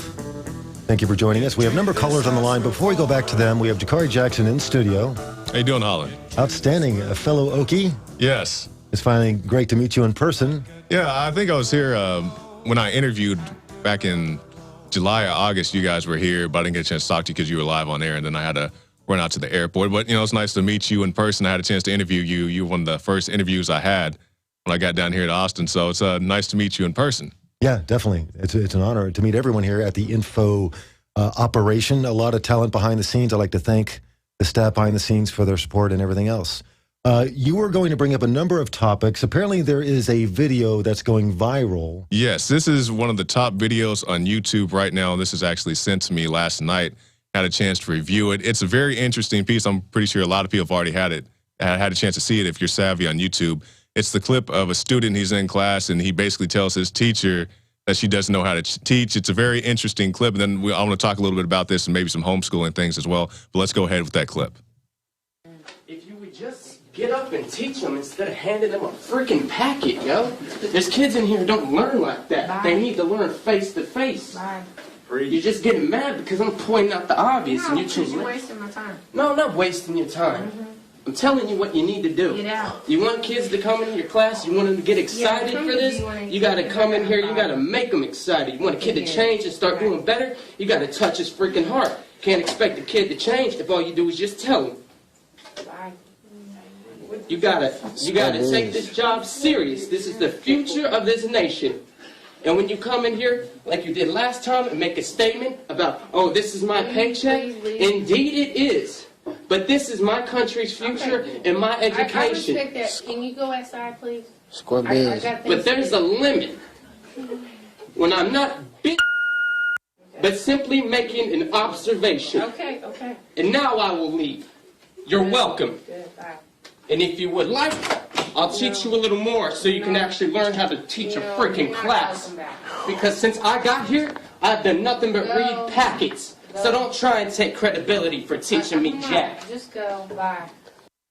Now, Holland, that was a very interesting clip, I thought so, because, I had a chance. I was very fortunate. I got to go to one of the better schools within my city, so I can't say I can actually relate to his particular situation, but we see a lot of that with it, no child left behind and so on. And the guy says in the clip, all you do is you hand us packets. You don't teach us anything. You don't engage us in any way. You just give us, the school gives you these packets and you give them to us. Yeah, that kid didn't mention no child left behind, but that's exactly what that is. Mm-hmm. I've talked to teachers who are working now teaching kids, and they say, we're not allowed to teach. Right.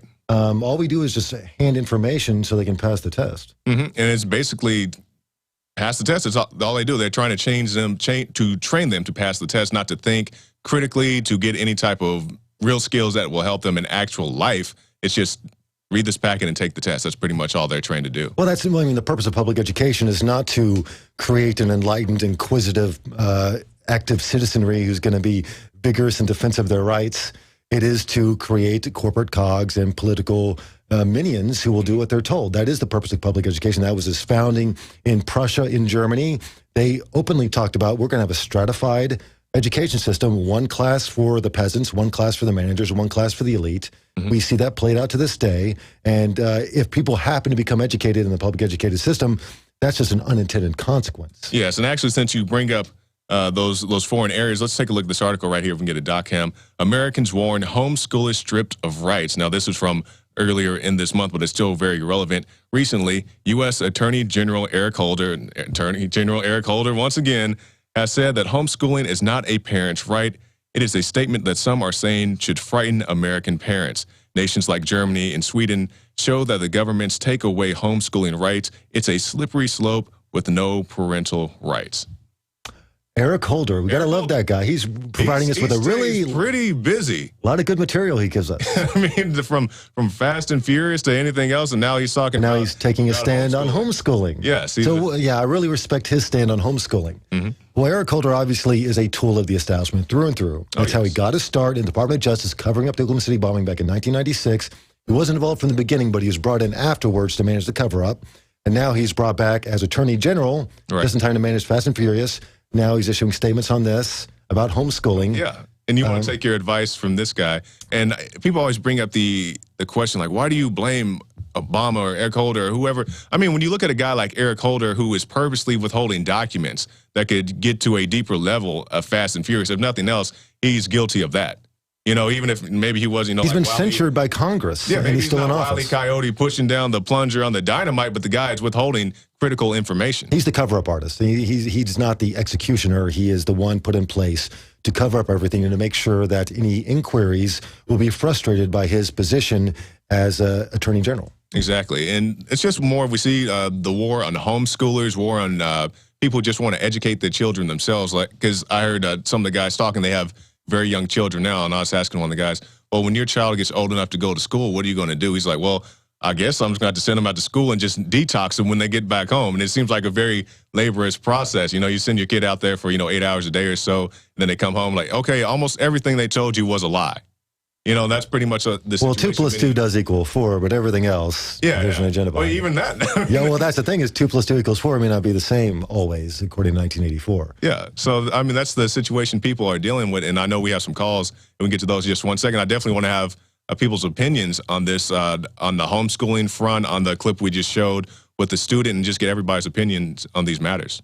Yeah, exactly. Let's go to the callers. I'd like to relate one story first. I have a very good friend of mine who's an Oklahoma City school teacher. He spent a couple of years in the business, and he finally came to me and he said, you know what? I think I found out what my job was. I said, what? I think my job is to keep poor people dumb.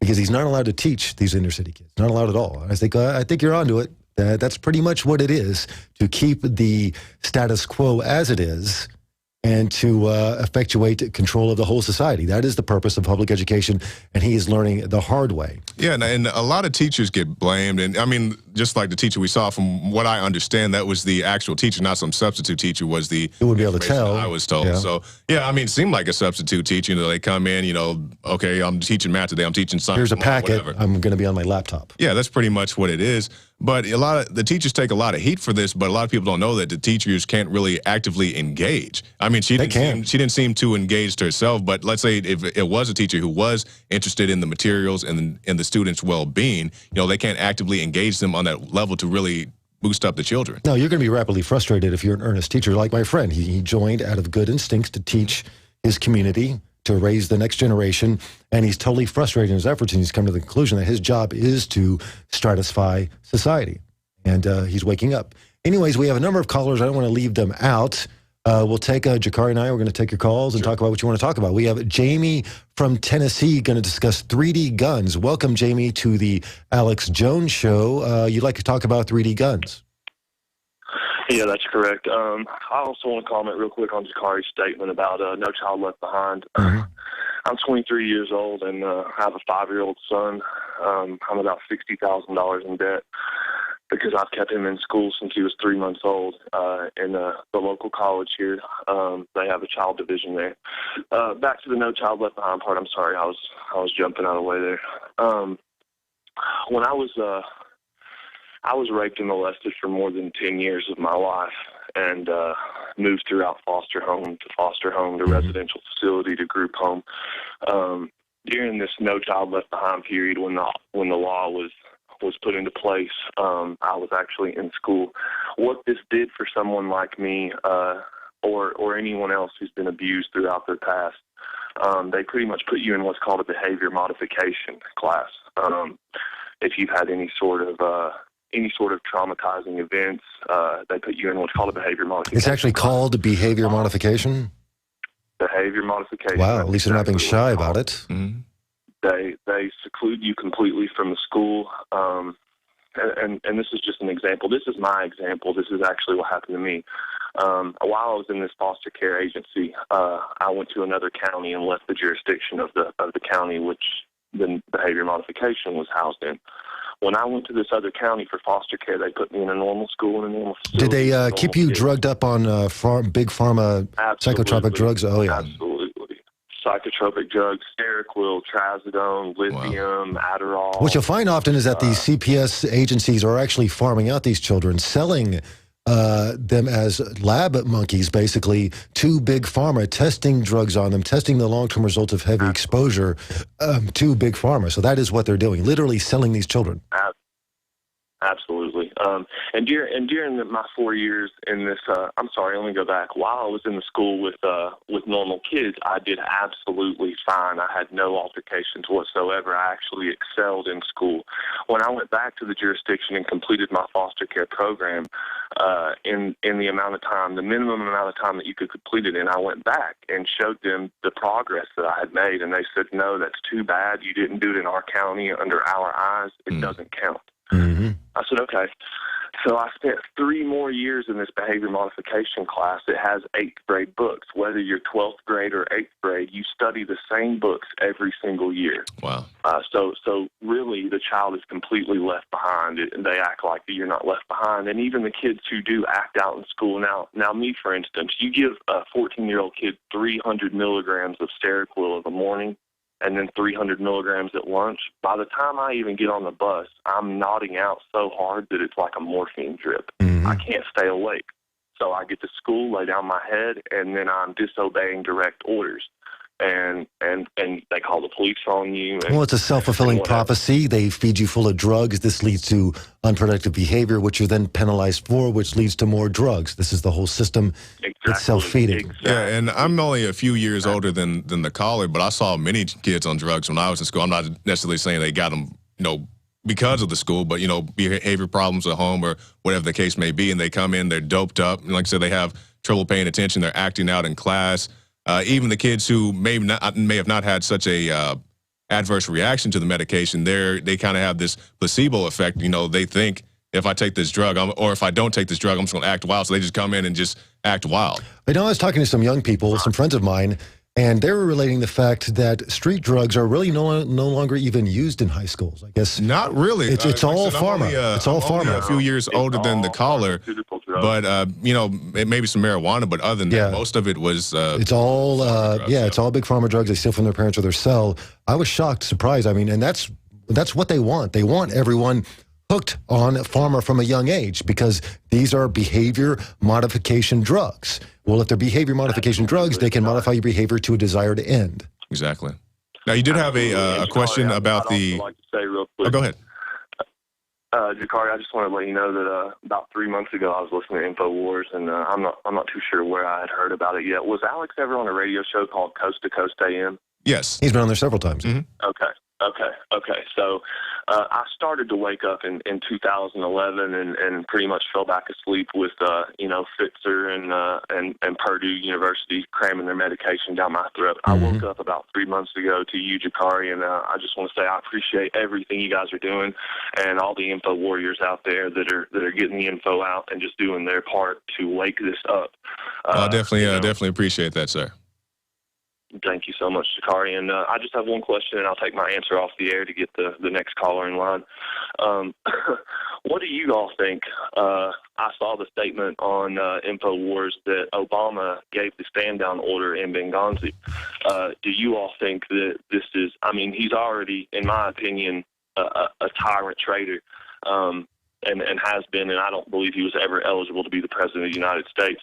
Do you all think that this will change the public's view if this goes viral and big media does start picking it up? Actually, in my opinion, this is big media. InfoWars is big media. Do you all think that this will change the public's opinion? And I'll take my answer off there. Thank you. Well, to address your first thing, talking about did Obama get the stand-down order, we actually have a document. Maybe we can get a doc cam, guys. This is on InfoWars right now by Paul Joseph Watson. Congresswoman, Obama gave Benghazi stand-down order. Now, this is referencing you can take a look at that, Holland. I don't know if you had a chance to see it yet. This was referencing a congresswoman who was on a radio show, and she was asked, you've dealt in foreign relations and so forth. Who could give an order to have a stand-down like this? And she said, the only person I know of is the president. Actually, her definitive statement was, she was asked, because you have been an ambassador, you have been overseas with similar responsibilities and similar missions.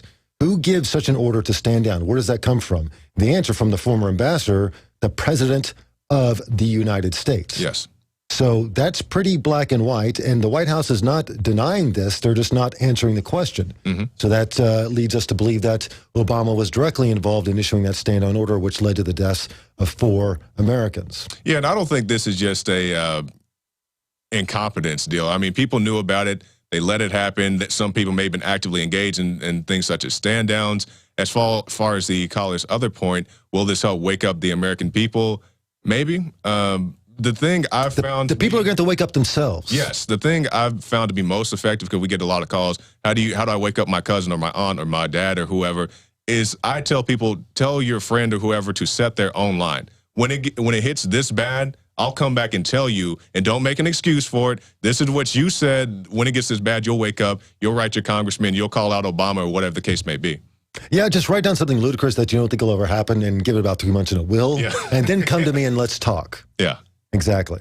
Thank you for calling in. We'll go to our next caller, Eric from Tennessee. Welcome to the Alex Jones Show, Eric. It looks like you want to discuss the NATO arms agreement. Welcome to the show. Thanks, guys. Great to talk to both of you. Great to meet you for the first time. You're doing a great job hosting today. I just thought I'd thank you very much. throw that in there.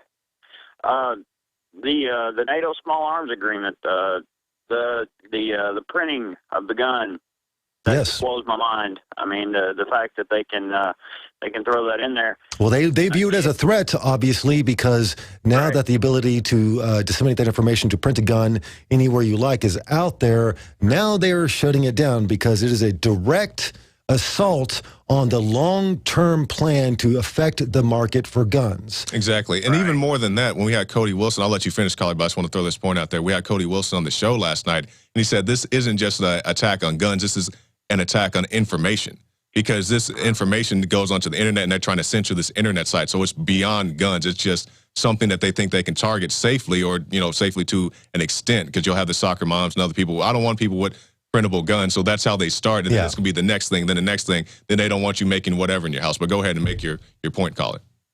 Well, the thing about what I was thinking, it's the first thing I thought about yesterday when I was listening to Alex, and he called in and said that they had shut him down. The first thing that popped into my head was, well, if he was to limit his site where it could not be accessed worldwide, if it can only be accessed inside the United States, then at that point it would no longer be an export. Well, I'm sure Cody's a pretty smart guy. Actually, he is, and I'm pretty sure he's going to outsmart the government bureaucrats on this one also. I'm pretty sure he has something up his sleeve. Yeah. I'm not exactly up on the legal aspects of it. Fully confident. Well, thank you, Eric, for calling in. We're going to break right now. You're listening to Alex Jones Show, Eric. And all of them don't taste that good, have artificial flavors, sweeteners, or unhealthy sugars. About a year ago, I was introduced to a new protein powder that changed my experience. This protein powder made me feel noticeably better, and it tasted more delicious than any drink I've ever had. Here's the experience of one satisfied user named Rich. The term best of all worlds has been belabored to death. And yet I've just discovered a whey protein powder that truly deserves to be called best of all worlds. Best taste, by far. Best results, by far. You almost feel like you're cheating, that something that tastes that good could be so good for you. Thank you, Stephen and Cocoon Nutrition. One World Whey truly is the best of all worlds. The only way for me. Yours truly, Rich from Georgia. Real user, real happy. Call 888-988-3325 or visit oneworldway.com. That's oneworld.com.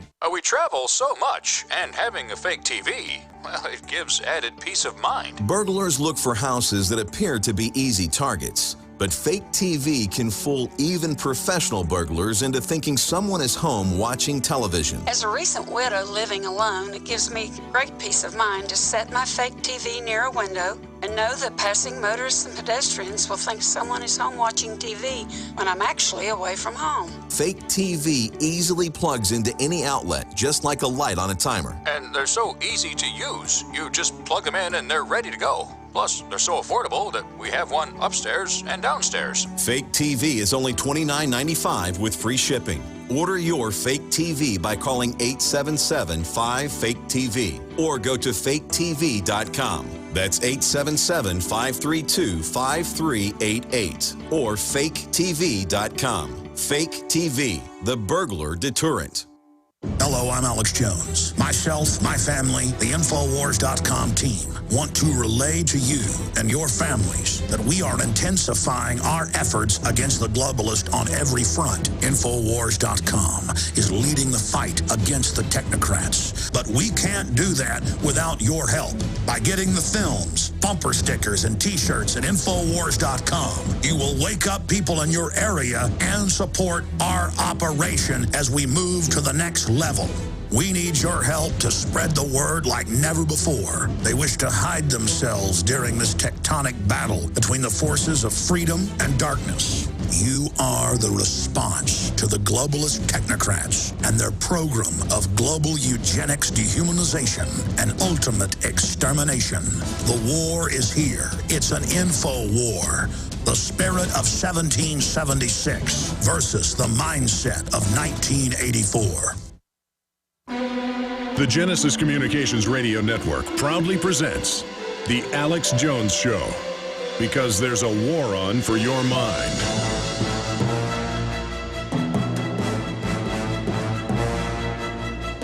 Welcome to the last segment of The Alex Jones Show. I'm your guest host today, May 10th. My name is Holland van de Nieuwenhof. I'd like to remind my audience who I am. I served in the Marine Corps as a rifle squad leader.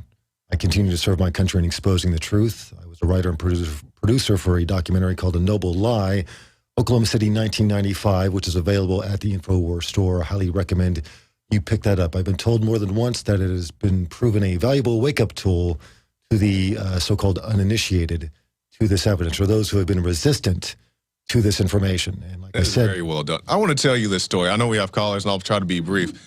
I was taking a criminal justice class back in Oklahoma right before I got this job at InfoWars, and I was in the class, about 40 people.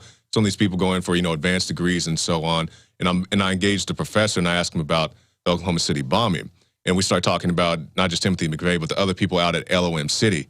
And in a class of about 40 people, this is a night class, a lot of older people, professionals. So I'm probably one of the youngest people in the class. I'm probably like 25, 24 at the time. Well, I guess 25.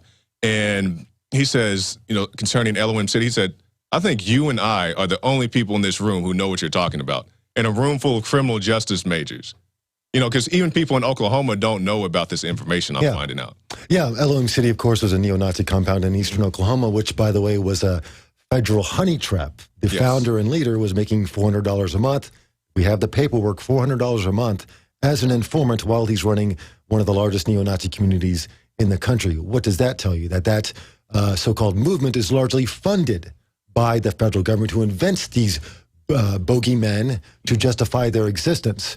But regarding Oklahoma City, Jakari, that's a good point. The fact that operation has existed in eastern Oklahoma without any kind of scrutiny, without people knowing about it, tells you that if it was a real threat to the establishment, it wouldn't be there. It serves a purpose. Exactly.